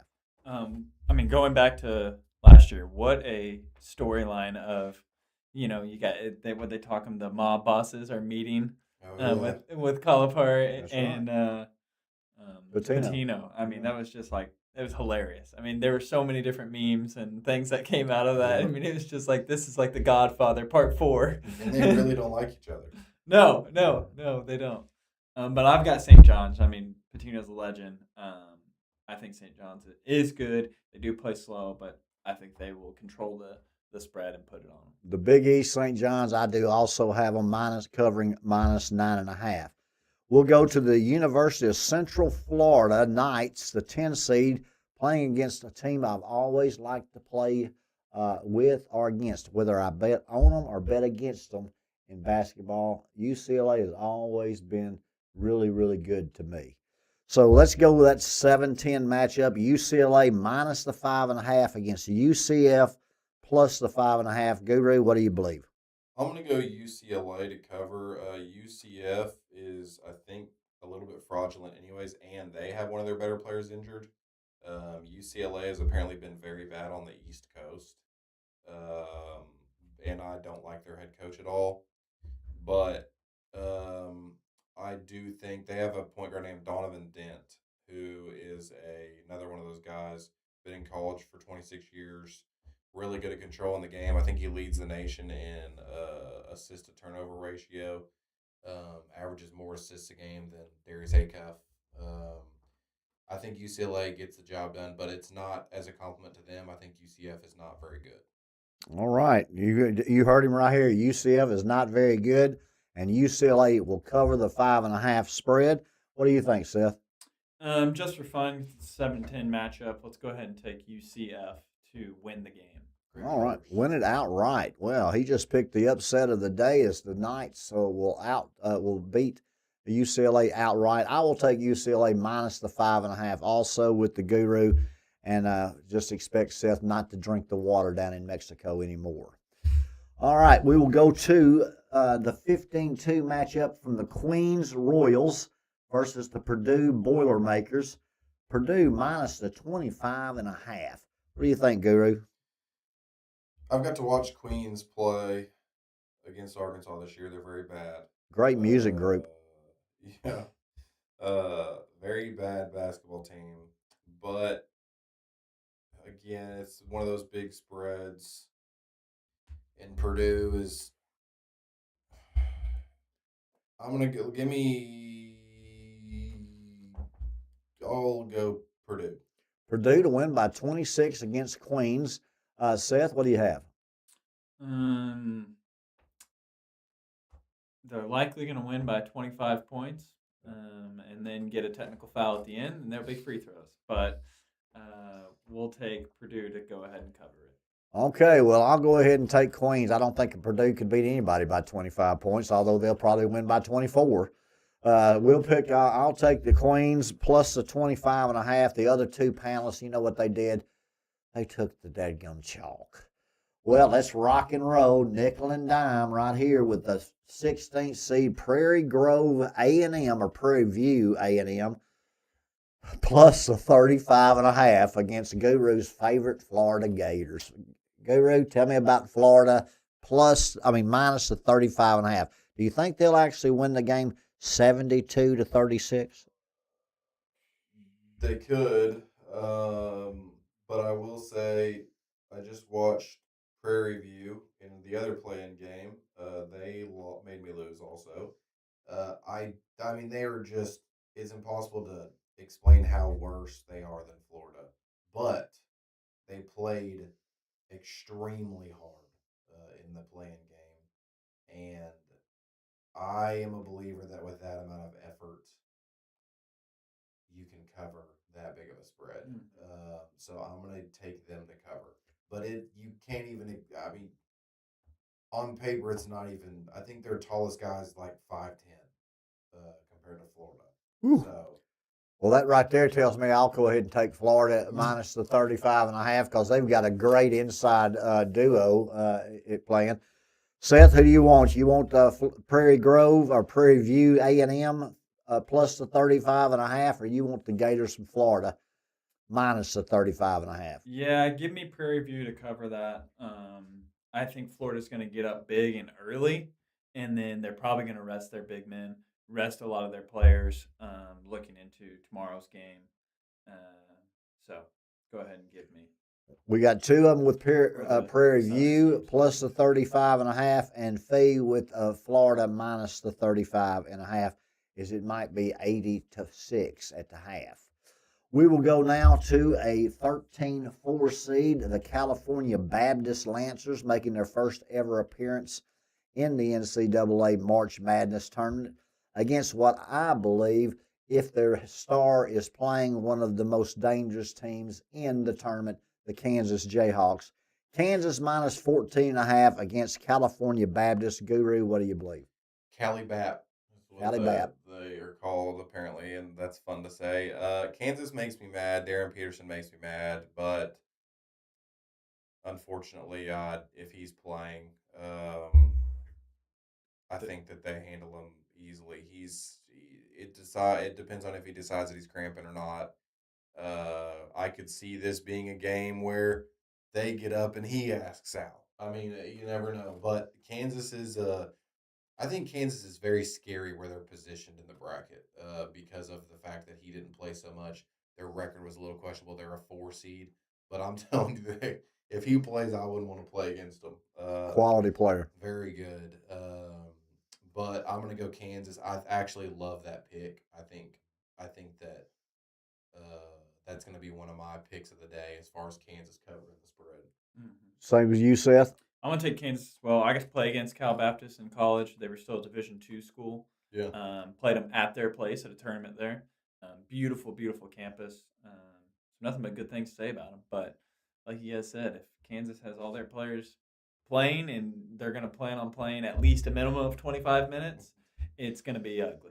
Kansas is really good. I do believe it's one of the best picks of the. I don't understand the line. I figured it'd be 22.5.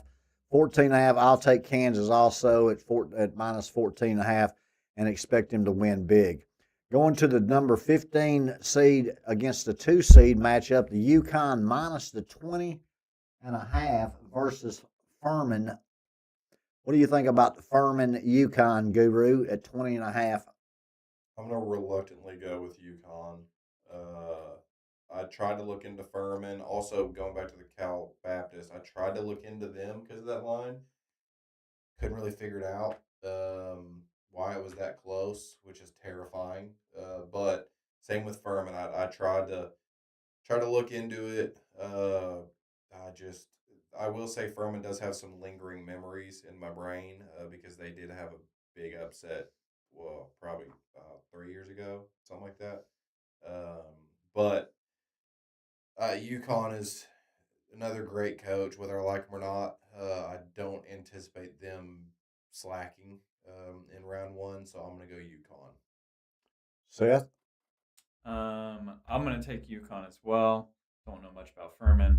Also, can we talk about that Ohio State, who is down 14 points, has now chipped away in the second half with 7 minutes left and now taken the lead 50-51. Well, what did I tell you? That's unbelievable. You said it's a long game. I thought I said that just because. Long game and early. Okay. Again, I don't know, folks. I think I could retire if I was still playing. Pleasure doing business with you. Pleasure doing business with you, Sir Isaac the Guru. You got UConn. Seth's got UConn minus the 20.5. Why not? We just make it a dadgum unanimous vote. Take UConn minus the 20.5 and watch them get win by 18. Have we kept track? And Furman of all becomes the Yeah, we'll have it pick. on the video. Have we kept? I need to go back and look at any game that we all unanimously picked. I'm gonna go bet my entire bank account on the other side. It would not be a bad idea with Guru, although he does play the psychoanalysis games in his head when it comes to the Hogs. That's right. Missouri at a 10 seed against the Miami Hurricanes, a 7 seed. You got Miami minus the 1.5 out of the ACC against the Missouri Tigers in the SEC. Seth, what do you think about Missouri getting a 1.5 to playing the Miami Hurricanes? Yeah, that's an interesting game. I don't know much about Miami, but Missouri's big man is the real deal, and at least he looked the real deal against Arkansas. And so I've actually, I mean, a 7-10. I've got Missouri upsetting them outright. So I'll take Missouri. I like that. I've been back and forth on that one when I was picking my bracket. That was one that I couldn't make up my mind about. I'm gonna go Missouri too, but Miami's pretty sneaky. But I think Missouri's been playing very strong at the end of the year. They started rough, and Mark Mitchell is their big guy who is a certified Arkansas killer. Every time we play him, he turns into prime LeBron James. But I'll pick Missouri. I'll be a SEC homer and go with Missouri to win that game. I will also take Missouri Oh boy. in that game. So you can almost guarantee that someone from Miami will go lights out against those Tigers of Missouri. Well, we finished, ladies and gentlemen, through Thursday and Friday. We will finish up the program with giving our Sweet 16 since we don't know who the opponents will be playing. So we'll just move right into the Sweet 16. Only after Sunday, we'll see how many of those 16 teams will actually make it. So we will not be picking against the spread. We don't know what the spread is for the Saturday-Sunday game, but we will be picking what we believe is the Sweet 16. Start with you, Sir Isaac. If you'll give us your 16 teams, then we'll go with Seth. I also have Wheels and Mr. Presidents, and then I'll give mine. Let me open mine up real quick.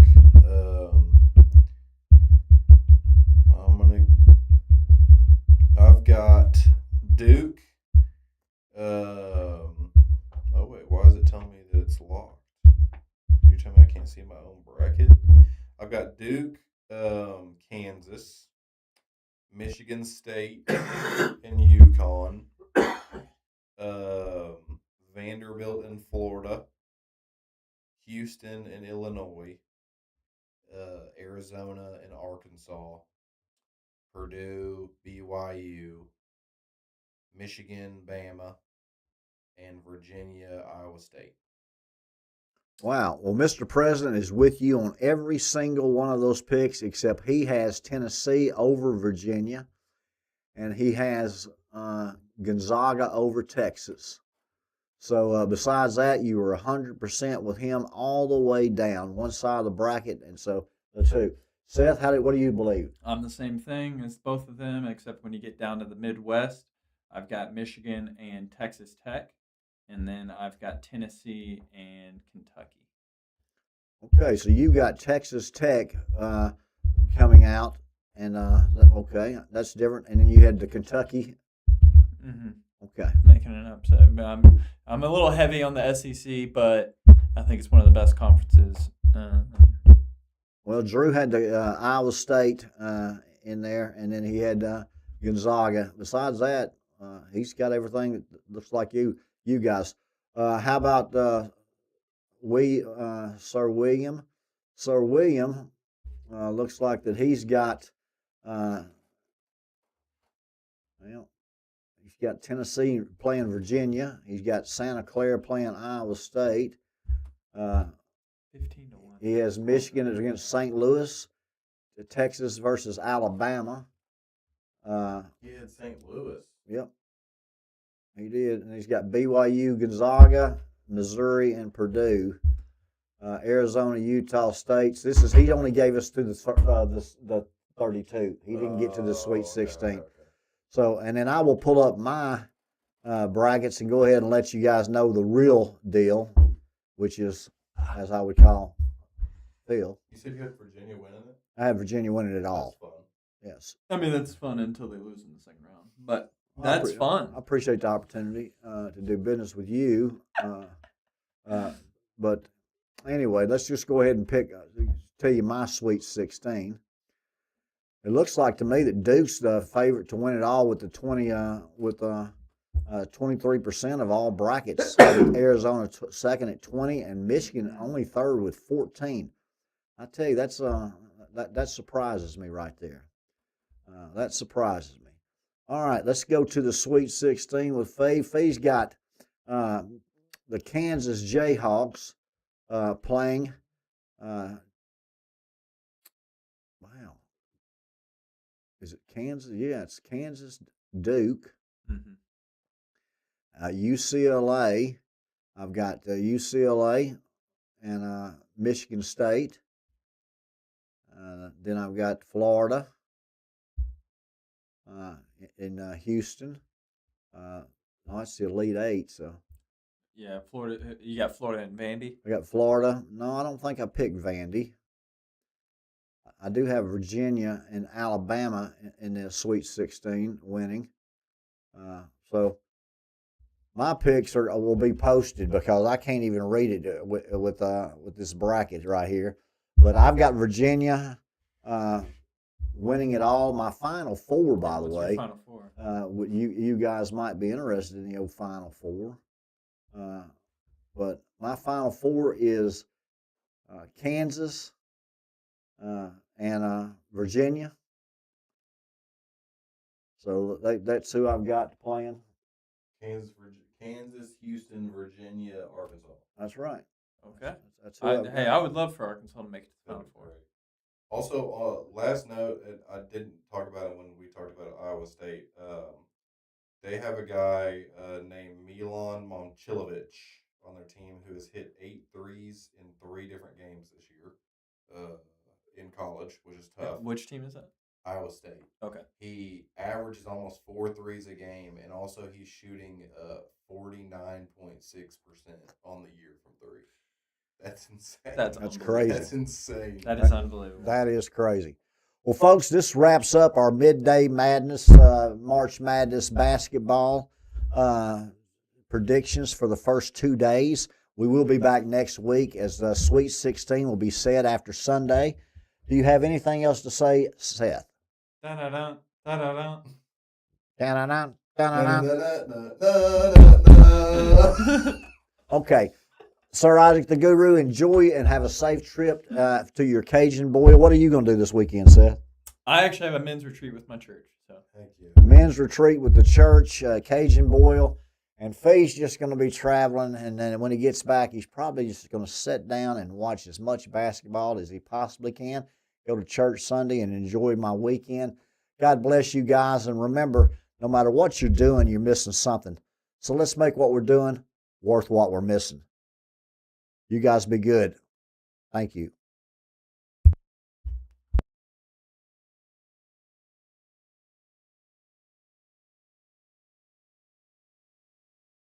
Your hammock sway to the tune, a cocktail of wisdom under the moon. She's got the answers, a touch of flair, life's big questions handled with care.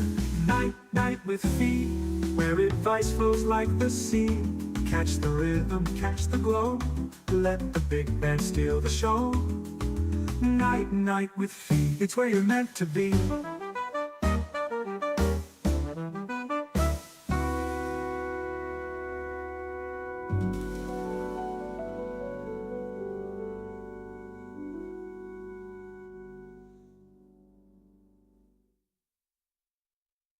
It's okay. One waves like bite with Phee, where advice flows like the sea. Catch the rhythm, catch the glow. Let the big band steal the show. Night, night with Phee, it's where you're meant to be.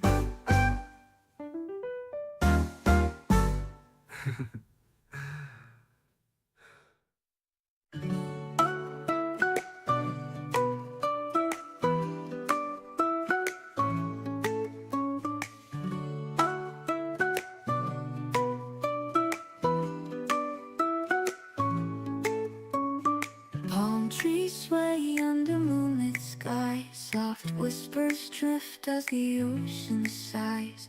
A place for hearts to rest, no disguise. Night, night with Phee, just you and me. Life untangled, love set free. Close your eyes, feel the breeze.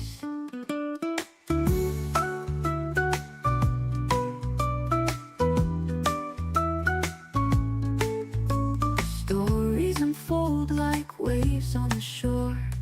Answers in the tide, questions no more. Let's dive deeper, explore and restore. Night, night with Phee, just you and me. Life untangled, love set free. Close your eyes, feel the breeze.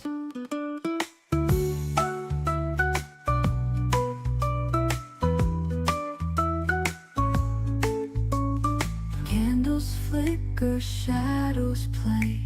Thoughts unwind, drift away. Every word, a brighter day. Night, night with Phee, just you and me. Life untangled, love set free. Close your eyes, feel the breeze. Night, night with Phee, just you and me. Life untangled, love set free. Close your eyes, feel the breeze.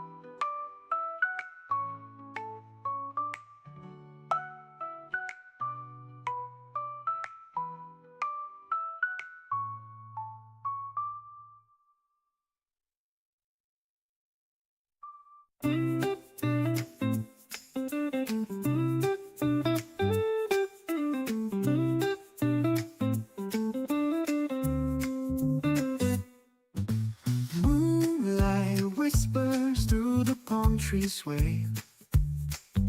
Stars are winking like they've got something to say. The tide hums low, it's a sweet serenade. Night, night with Phee, oh let your mind be free. Grab a thought, take a sip, set your heart out to sea.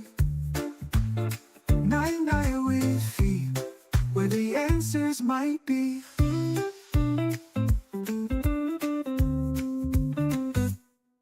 A breeze of wisdom drifts across the shore. Stories unraveled like seashells to explore. Every word feels like a tropical cure.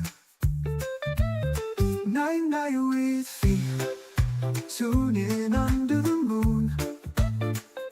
Catch a laugh, find the truth, hear a soulful tune. Night, night with Phee. Life's a mellow monsoon.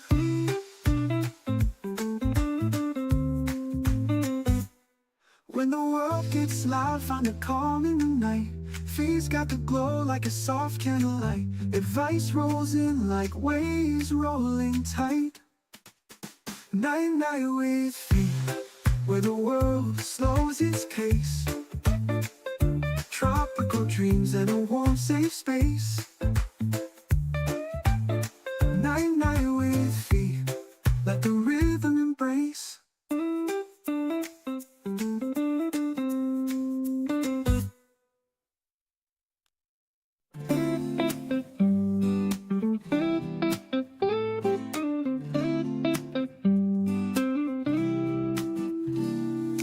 Moonlight whispers through the palm trees sway. Stars are winking like they've got something to say. The tide hums low, it's a sweet serenade. Night, night with Phee. Oh, let your mind be free. Grab a thought, take a sip, set your heart out to sea. Night, night with Phee, where the answers might be.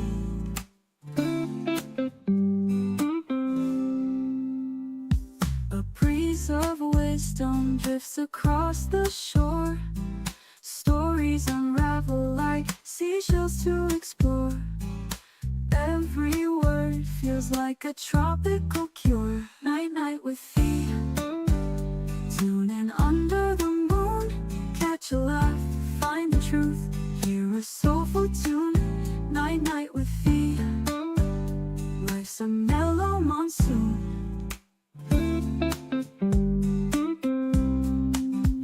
When the world gets loud, find the calm in the night. Phee's got the glow like a soft candlelight. Advice rolls in like waves rolling tight.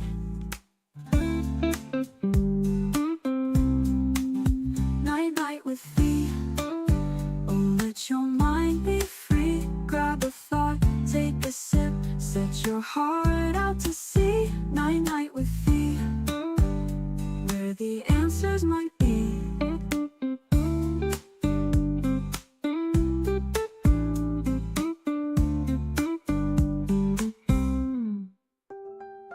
A breeze of wisdom drifts across the shore. Stories unravel like seashells to explore. Every word feels like a tropical cure. Where the answers might be. Tune in under the moon. Catch a laugh, find the truth, hear a soulful tune. Ooh, ooh, life's a mellow monsoon. When the world gets loud, find the calm in the night. Phee's got the glow like a soft candlelight. Advice rolls in like waves rolling tight.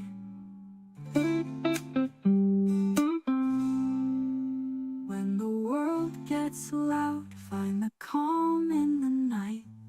Phee's got the glow like a soft candlelight.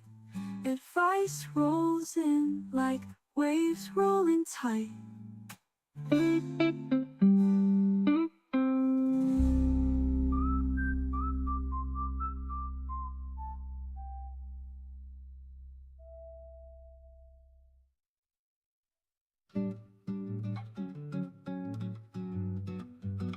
The moon is high, the tide's just right.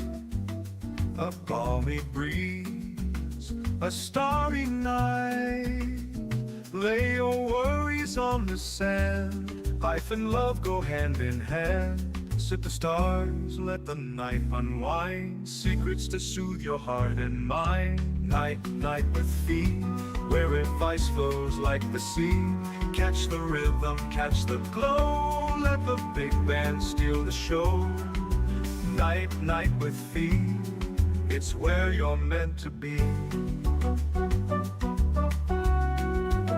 From tangled hearts to life's wild maze, she'll charm your soul in subtle ways. A little laughter, a little balm, her words like waves, steady, calm. So grab your hammock, sway to the tune, a cocktail of wisdom under the moon. She's got the answers, a touch of flair. Life's big questions handled with care. Night, night with Phee, where advice flows like the sea. Catch the rhythm, catch the glow. Let the big band steal the show. Night, night with Phee, it's where you're meant to be.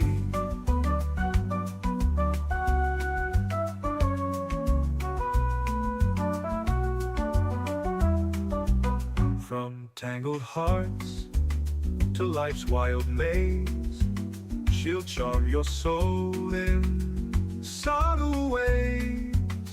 A little laughter, a little balm, her words like waves, steady, calm.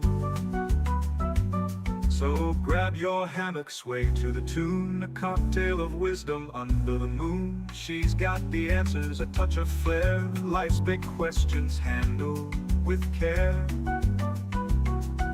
Life's big questions handled with care. Where you're meant to be, it's where you're meant to be.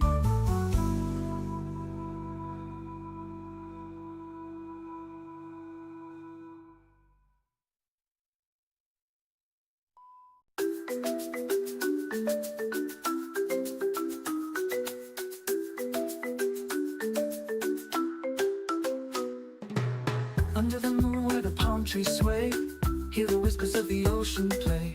Life and love in the air tonight. Phee's got the wisdom to set it right. Through the vines, through the breeze, heartfelt tales drift with ease. Night, night with Phee, sailing through your dreams. Oh, so free, questions flow like the tide to the sea. Night, night with Phee, where the heart meets the key.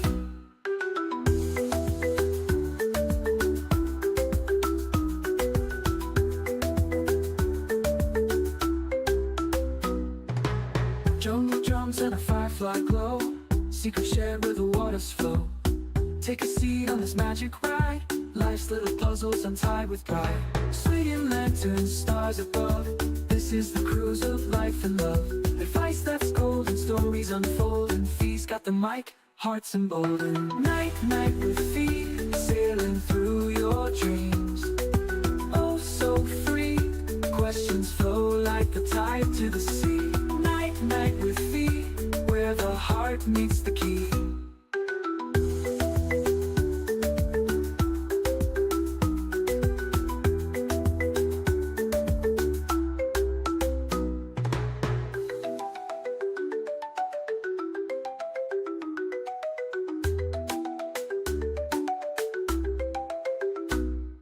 Night, night with Phee, sailing through your dreams. Oh, so free, questions flow like the tide to the sea. Night, night with Phee, where the heart meets the key.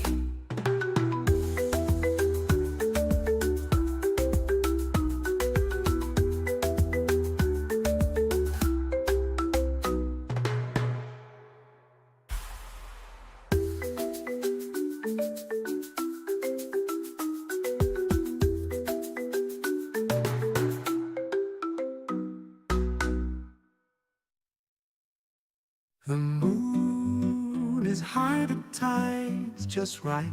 A balmy breeze, a starry night. Lay your worries on the sand. Life and love go hand in hand.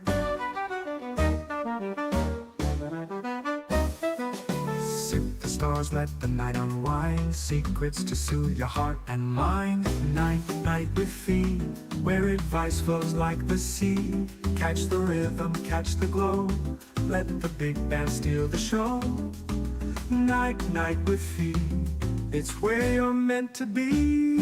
From tangled hearts to life's wild maze, she'll charm your soul in subtle ways.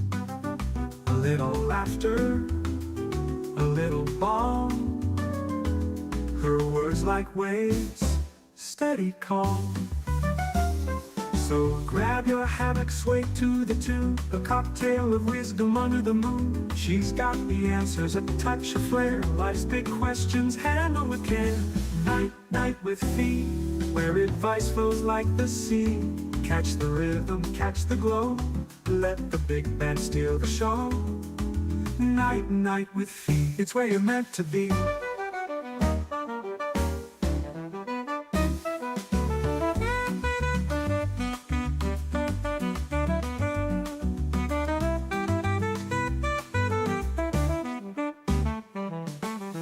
Tangled hearts to life's wild maze, she'll charm your soul in subtle ways. A little laughter, a little balm. Her words like waves, steady calm. So grab your hammock, sway to the tune. A cocktail of wisdom under the moon. She's got the answers, a touch of flair. Life's big questions handled with care. Night, night with Phee, where advice flows like the sea. Catch the rhythm, catch the glow. Let the big band steal the show. Night, night with Phee, it's where you're meant to be.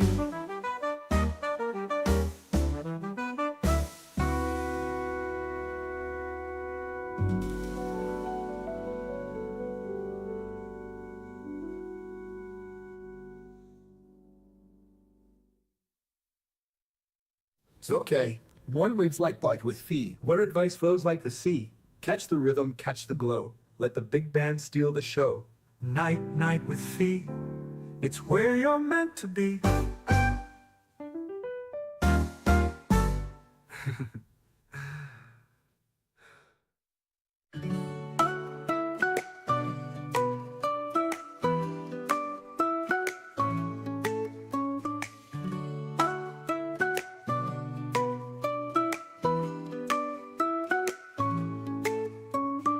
Palm trees sway under moonlit skies. Soft whispers drift as the ocean sighs. A place for hearts to rest, no disguise. Night, night with Phee, just you and me. Life untangled, love set free. Close your eyes, feel the breeze.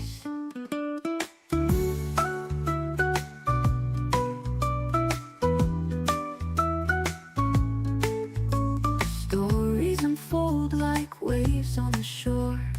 Answers in the tide, questions no more. Let's dive deeper, explore and restore. Night, night with Phee, just you and me. Life untangled, love set free. Close your eyes, feel the breeze.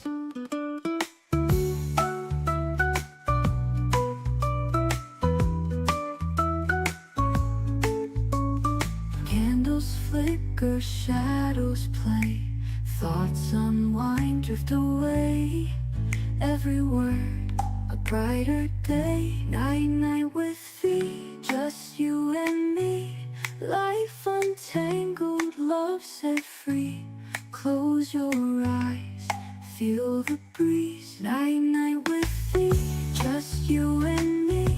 Life untangled, love set free. Close your eyes, feel the breeze.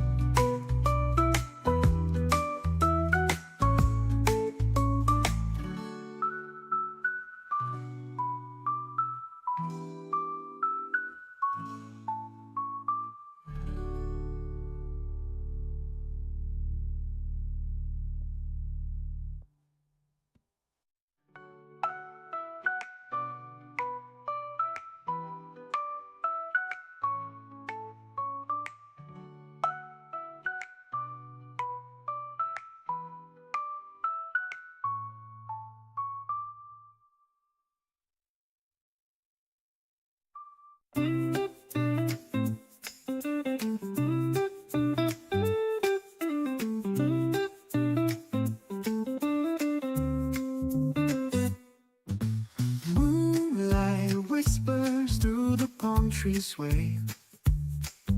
Stars are winking like they've got something to say. The tide hums low, it's a sweet serenade. Night, night with Phee. Oh, let your mind be free. Grab a thought, take a sip, set your heart out to sea. Night, night with Phee, where the answers might be.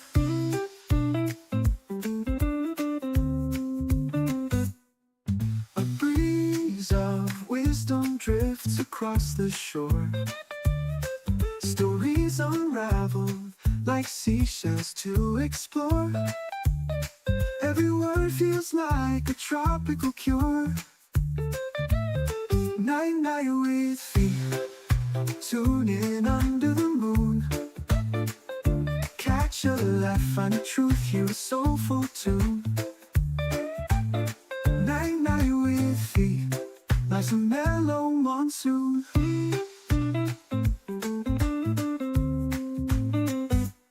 When the world gets loud, find a calm in the night.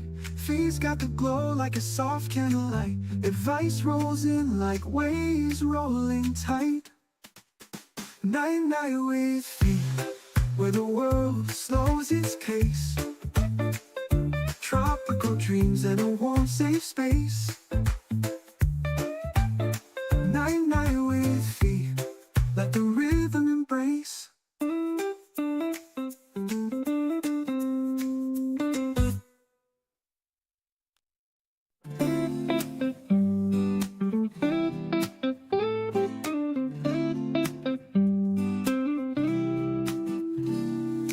Moonlight whispers through the palm trees sway. Stars are winking like they've got something to say. The tide hums low, it's a sweet serenade. Night, night with Phee. Oh, let your mind be free. Grab a thought, take a sip, set your heart out to sea. Night, night with Phee, where the answers might be.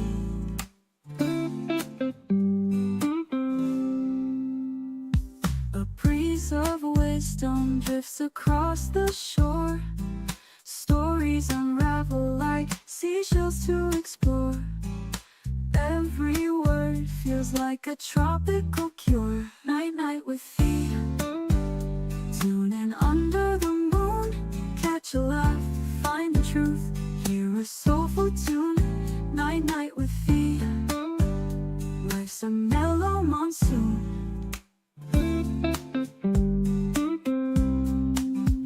When the world gets loud, find the calm in the night.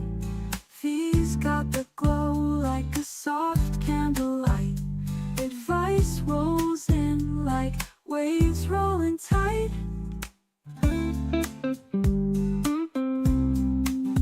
Night, night with Phee. Oh, let your mind be free. Grab a thought, take a sip, set your heart out to sea. Night, night with Phee, where the answers might be.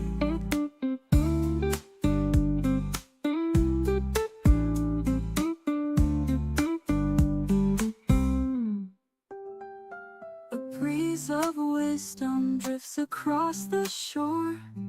Stories unravel like seashells to explore. Every word feels like a tropical cure. Where the answers might be. Tune in under the moon. Catch a laugh, find the truth, hear a soulful tune.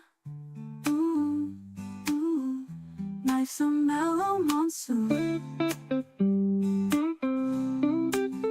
When the world gets loud, find the calm in the night.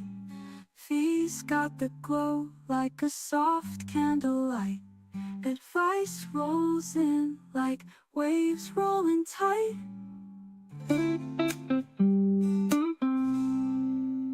When the world gets loud, find the calm in the night. Phee's got got the glow like a soft candlelight. Advice rolls in like waves rolling tight.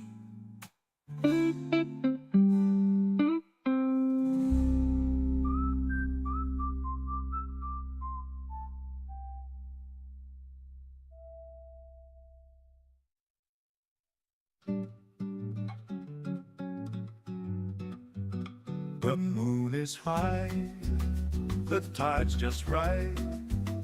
A balmy breeze, a starry night. Lay your worries on the sand. Life and love go hand in hand. Sit the stars, let the night unwind. Secrets to soothe your heart and mind. Night, night with Phee, where advice flows like the sea.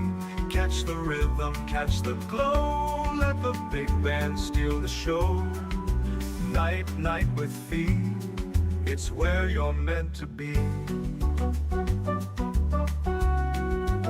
From tangled hearts to life's wild maze, she'll charm your soul in subtle ways. A little laughter, a little balm, her words like waves, steady, calm. So grab your hammock, sway to the tune. A cocktail of wisdom under the moon. She's got the answers, a touch of flair. Life's big questions handled with care. Night, night with Phee, where advice flows like the sea. Catch the rhythm, catch the glow. Let the big band steal the show. Night, night with Phee, it's where you're meant to be.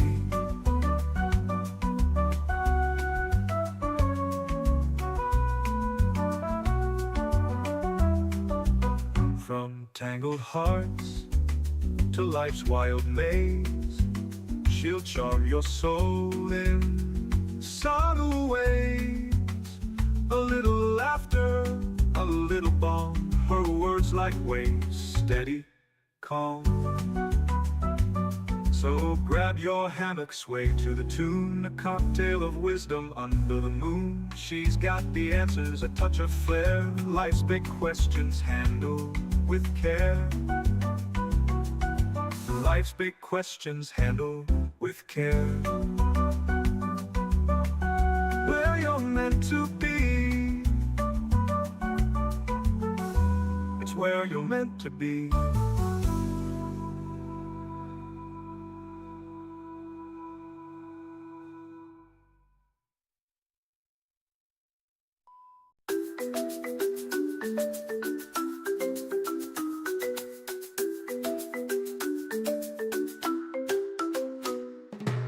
Under the moon where the palm trees sway, hear the whispers of the ocean play. Life and love in the air tonight. Phee's got the wisdom to set it right. Through the vines, through the breeze, heartfelt tales drift with ease. Night, night with Phee, sailing through your dreams. Oh, so free, questions flow like the tide to the sea. Night, night with Phee, where the heart meets the key.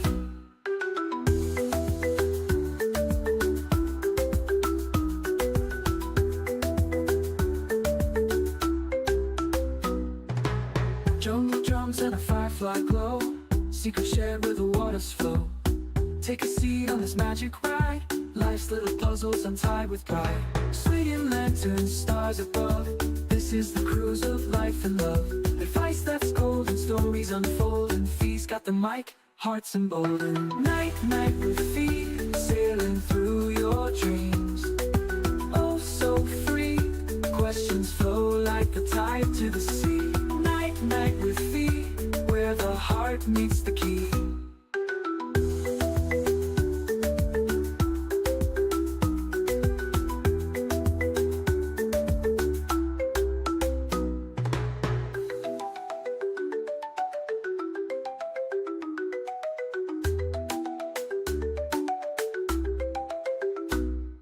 Night, night with Phee, sailing through your dreams.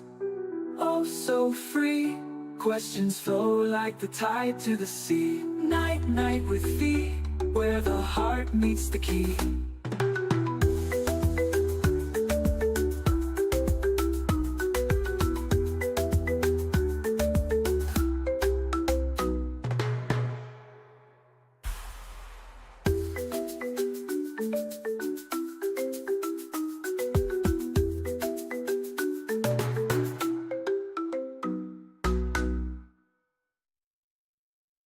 The moon is high, the tide's just right. A balmy breeze, a starry night. Lay your worries on the sand. Life and love go hand in hand. Sip the stars, let the night unwind. Secrets to soothe your heart and mind. Night, night with Phee, where advice flows like the sea. Catch the rhythm, catch the glow. Let the big band steal the show. Night, night with Phee, it's where you're meant to be. From tangled hearts to life's wild maze, she'll charm your soul in subtle ways. A little laughter, a little balm. Her words like waves, steady calm. So grab your hammock, sway to the tune. A cocktail of wisdom under the moon. She's got the answers, a touch of flair. Life's big questions, handle with care. Night, night with Phee, where advice flows like the sea. Catch the rhythm, catch the glow. Let the big band steal the show. Night, night with Phee, it's where you're meant to be.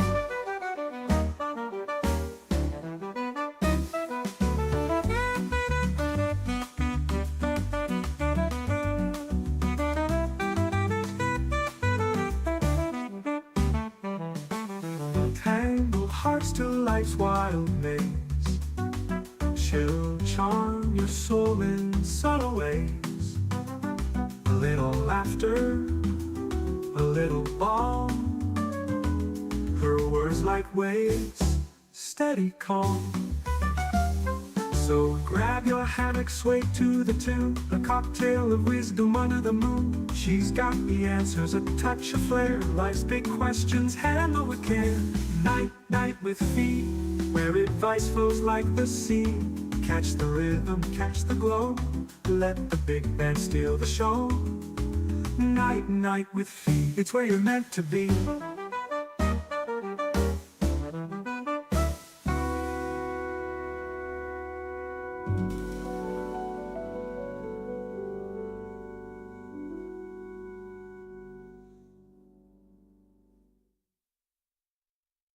It's okay. One wave's like bite with Phee, where advice flows like the sea.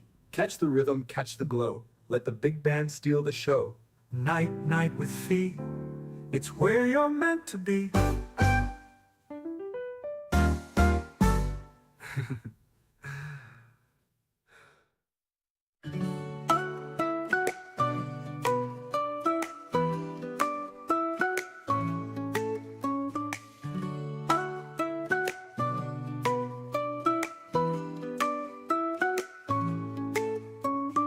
Palm trees sway under moonlit skies. Soft whispers drift as the ocean sighs. A place for hearts to rest, no disguise. Night, night with Phee, just you and me. Life untangled, love set free. Close your eyes, feel the breeze.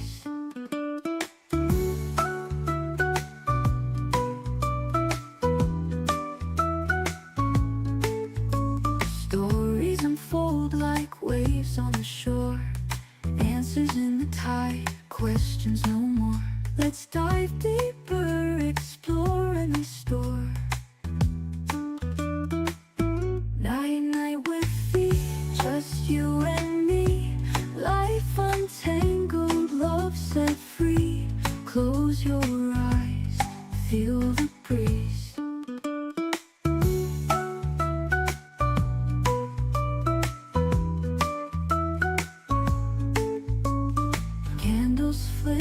where shadows play, thoughts unwind, drift away. Every word a brighter day. Night night with Phee, just you and me. Life untangled, love set free. Close your eyes, feel the breeze. Night night with Phee, just you and me. Life untangled, love set free. Close your eyes, feel the breeze.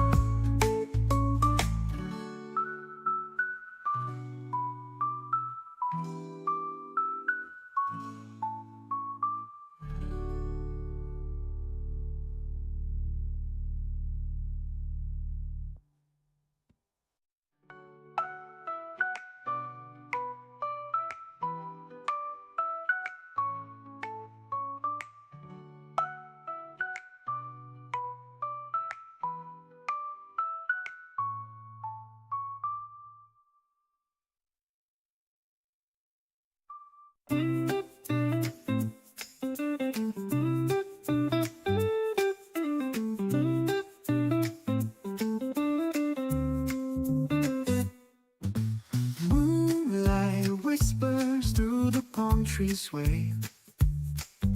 Stars are winking like they've got something to say. The tide hums low, it's a sweet serenade. Night night with Phee, oh let your mind be free. Grab a thought, take a sip, set your heart out to sea. Night night with Phee, where the answers might be.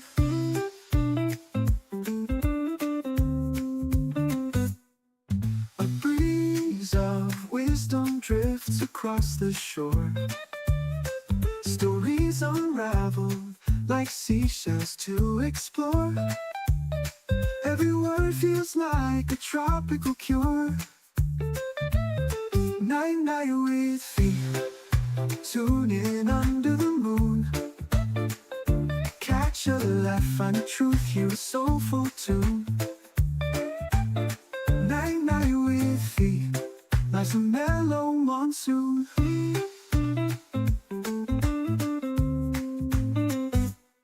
When the world gets loud, find a calm in the night. Phee's got the glow like a soft candlelight. Advice rolls in like waves rolling tight. Night night with Phee, where the world slows its pace. Tropical dreams and a warm safe space. Night night with Phee, let the rhythm embrace.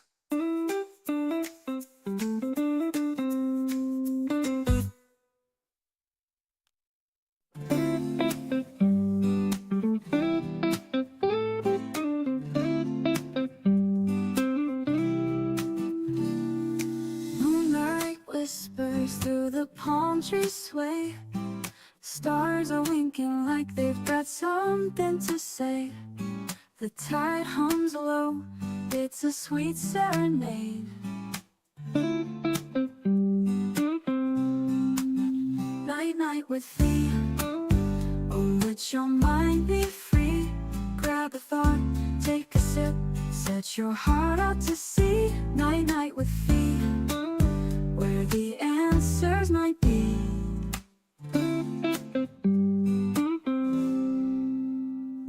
A breeze of wisdom drifts across the shore.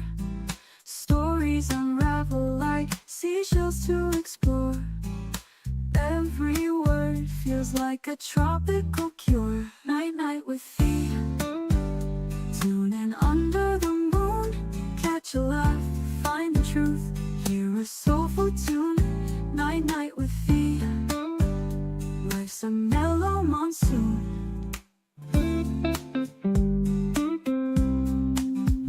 When the world gets loud, find the calm in the night. Phee's got the glow like a soft candlelight. Advice rolls in like waves rolling tight.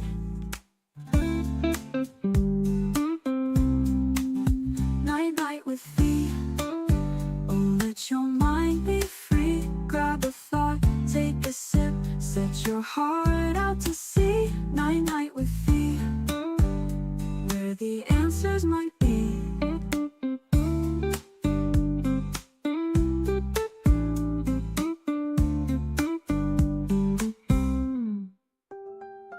A breeze of wisdom drifts across the shore. Stories unravel like seashells to explore. Every word feels like a tropical cure, where the answers might be. Tune in under the moon, catch a laugh, find the truth, hear a soulful tune. Ooh, ooh, life's a mellow monsoon. When the world gets loud, find the calm in the night. Phee's got the glow like a soft candlelight. Advice rolls in like waves rolling tight.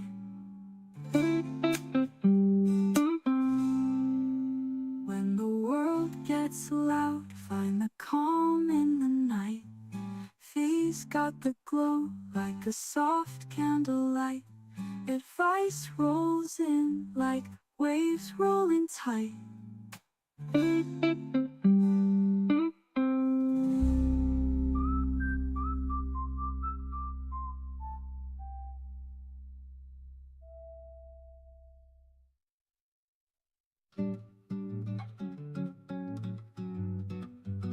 The moon is high, the tide's just right.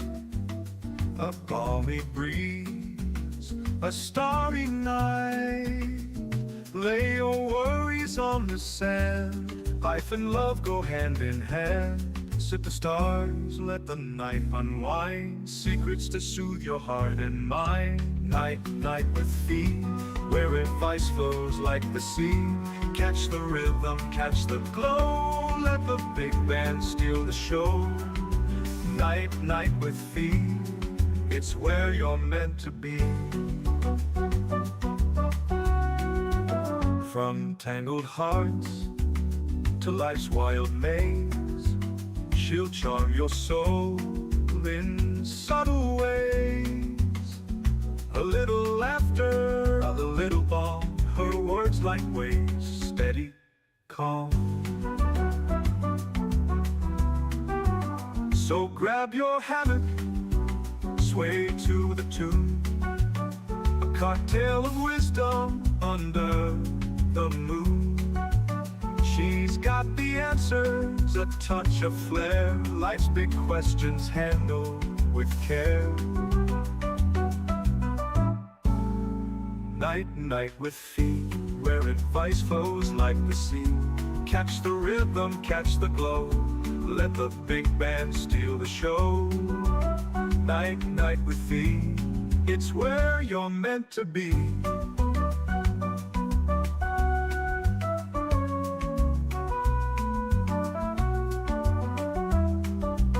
From tangled hearts to life's wild maze, she'll charm your soul in subtle ways.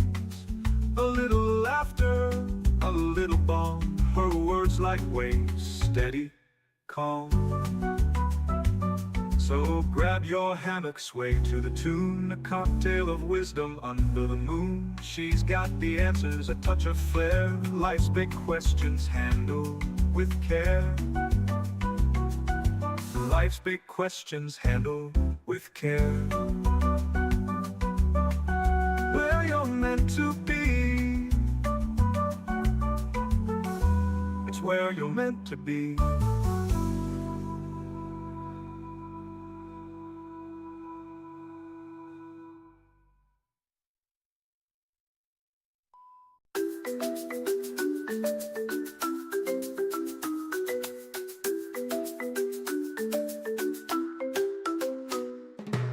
Under the moon where the palm trees sway, hear the whispers of the ocean play. Life and love in the air tonight. Phee's got the wisdom to set it right. Through the vines, through the breeze, heartfelt tales drift with ease. Night, night with Phee, sailing through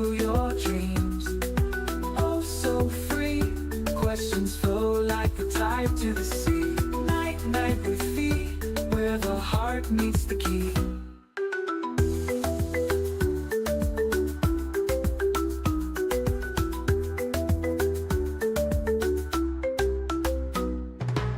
Jungle drums and a firefly glow, secret shared where the waters flow.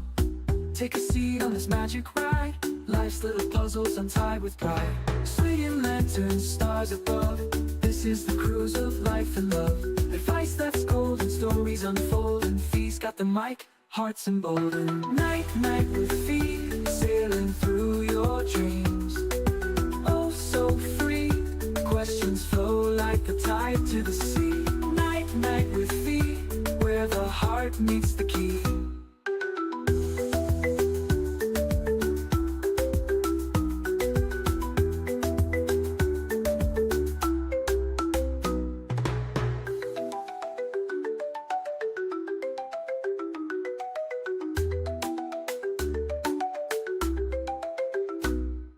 Night, night with Phee, sailing through your dreams. Oh, so free, questions flow like the tide to the sea. Night, night with Phee, where the heart meets the key.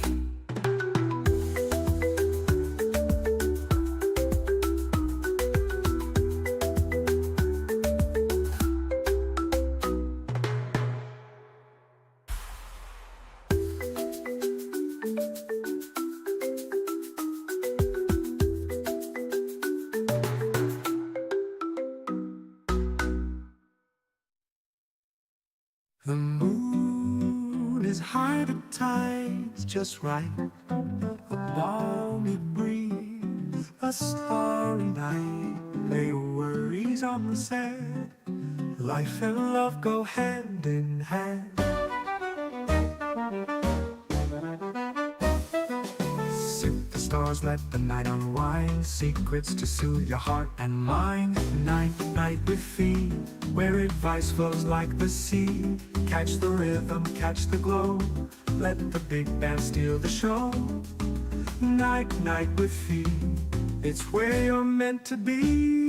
From tangled hearts to life's wild maze, she'll charm your soul in subtle ways. A little laughter, a little balm, her words like waves, steady calm. So grab your hammock, sway to the tune, a cocktail of wisdom under the moon. She's got the answers, a touch of flair, life's big questions handled with care. Night, night with Phee, where advice flows like the sea. Catch the rhythm, catch the glow, let the big band steal the show. Night, night with Phee, it's where you're meant to be.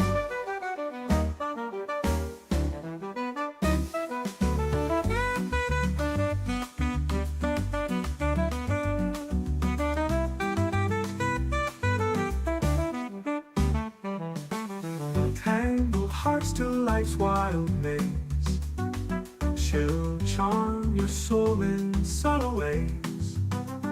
A little laughter, a little balm, her words like waves, steady calm. So grab your hammock, sway to the tune, a cocktail of wisdom under the moon. She's got the answers, a touch of flair, life's big questions handled with care. Night, night with Phee, where advice flows like the sea. Catch the rhythm, catch the glow, let the big band steal the show. Night, night with Phee, it's where you're meant to be.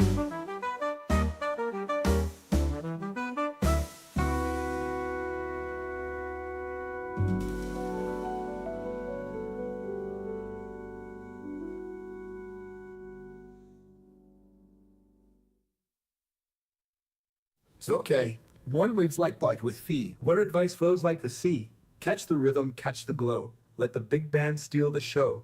Night, night with Phee, it's where you're meant to be.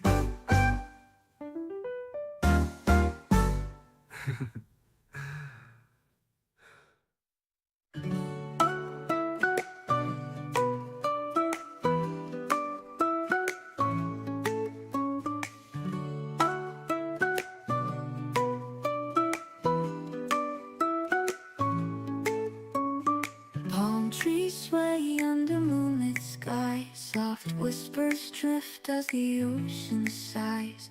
A place for hearts to rest, no disguise. Night, night with Phee, just you and me. Life untangled, love set free. Close your eyes, feel the breeze.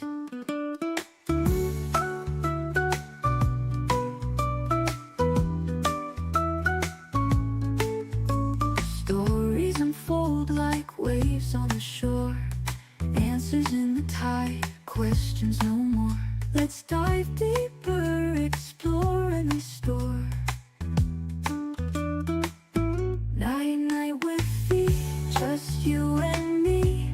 Life untangled, love set free. Close your eyes, feel the breeze.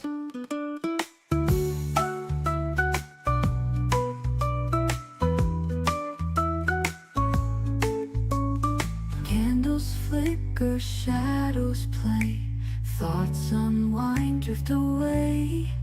Every word, a brighter day. Night, night with Phee, just you and me. Life untangled, love set free. Close your eyes, feel the breeze. Night, night with Phee, just you and me. Life untangled, love set free. Close your eyes, feel the breeze.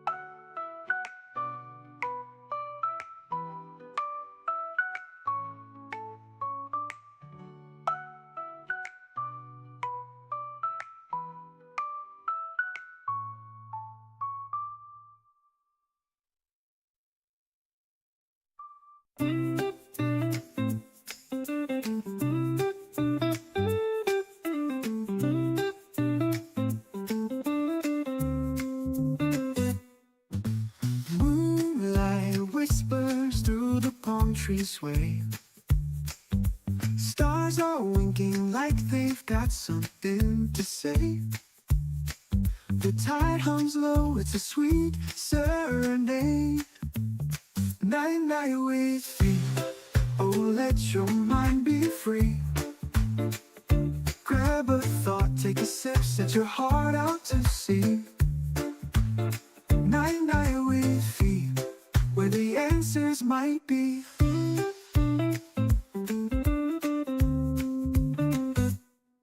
A breeze of wisdom drifts across the shore. Stories unravel like seashells to explore. Every word feels like a tropical cure.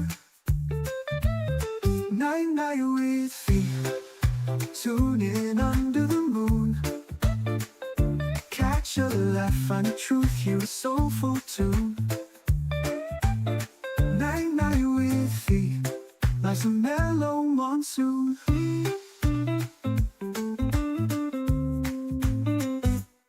When the world gets loud, find a calm in the night.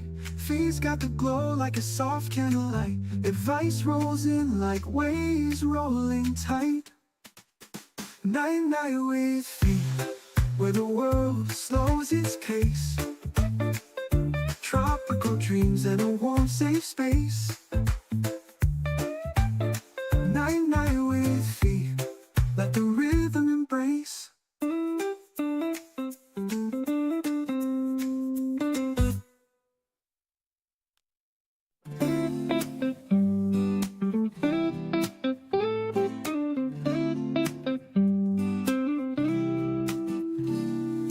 Moonlight whispers through the palm trees sway.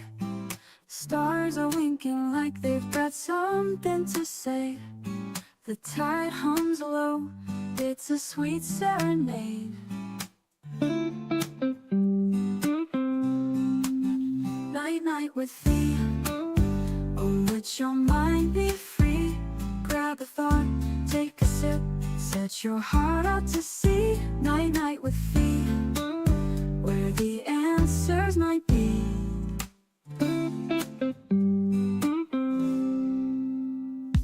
A breeze of wisdom drifts across the shore. Stories unravel like seashells to explore. Every word feels like a tropical cure. Night night with Phee, tune in under the moon. Catch a laugh, find the truth, hear a soulful tune. Night night with Phee, life's a mellow monsoon.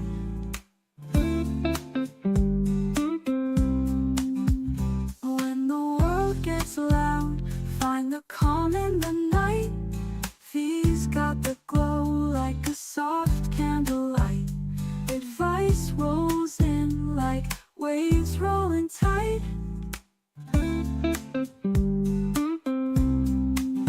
Night night with Phee, oh let your mind be free. Grab a thought, take a sip, set your heart out to sea. Night night with Phee, where the answers might be.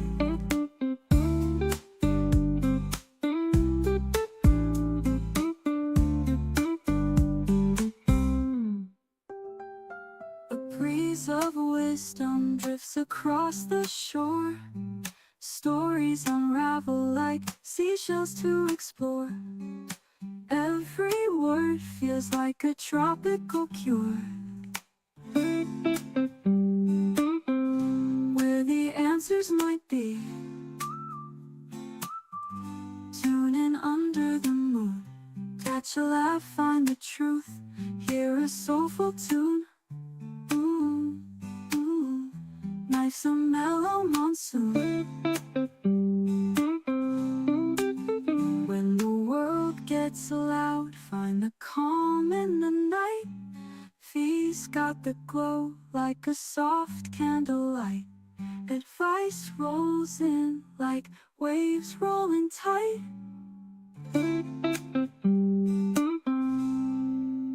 When the world gets loud, find the calm in the night. Phee's got the glow like a soft candlelight.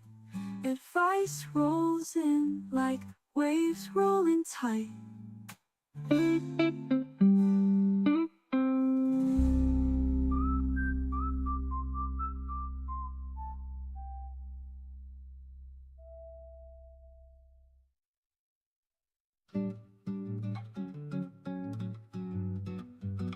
The moon is high, the tide's just right. A balmy breeze, a starry night. Lay your worries on the sand. Life and love go hand in hand. Sit the stars, let the night unwind. Secrets to soothe your heart and mind. Night, night with Phee, where advice flows like the sea. Catch the rhythm, catch the glow. Let the big band steal the show. Night, night with Phee, it's where you're meant to be. From tangled hearts to life's wild maze, she'll charm your soul in subtle ways. A little laughter, a little balm, her words like waves, steady, calm. So grab your hammock, sway to the tune. A cocktail of wisdom under the moon. She's got the answers, a touch of flair. Life's big questions handled with care. Night, night with Phee, where advice flows like the sea. Catch the rhythm, catch the glow.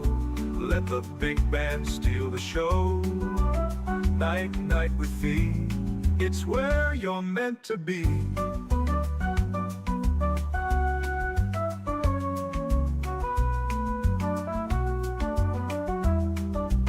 From tangled hearts to life's wild maze, She'll charm your soul in subtle ways.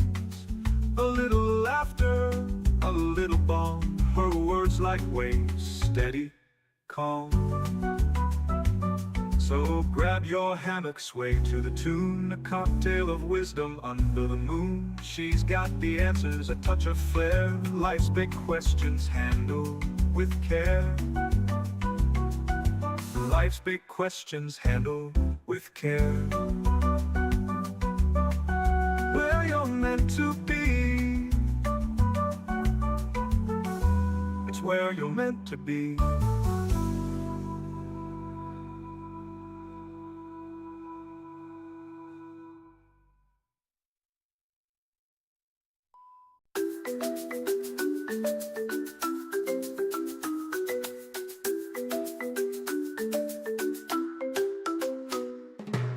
Under the moon where the palm trees sway, hear the whispers of the ocean play. Life and love in the air tonight.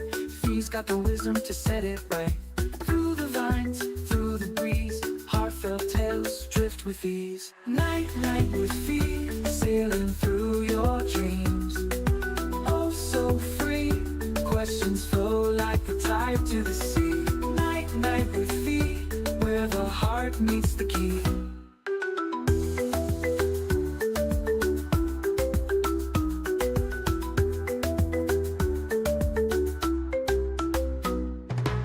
Jungle drums and a firefly glow, secrets shared where the waters flow. Take a seat on this magic ride, life's little puzzles untied with pride. Swinging lanterns, stars above, this is the cruise of life and love. Advice that's golden, stories unfold, and Phee's got the mic, hearts emboldened. Night, night with Phee, sailing through your dreams. Oh, so free, questions flow like the tide to the sea. Night, night with Phee, where the heart meets the key.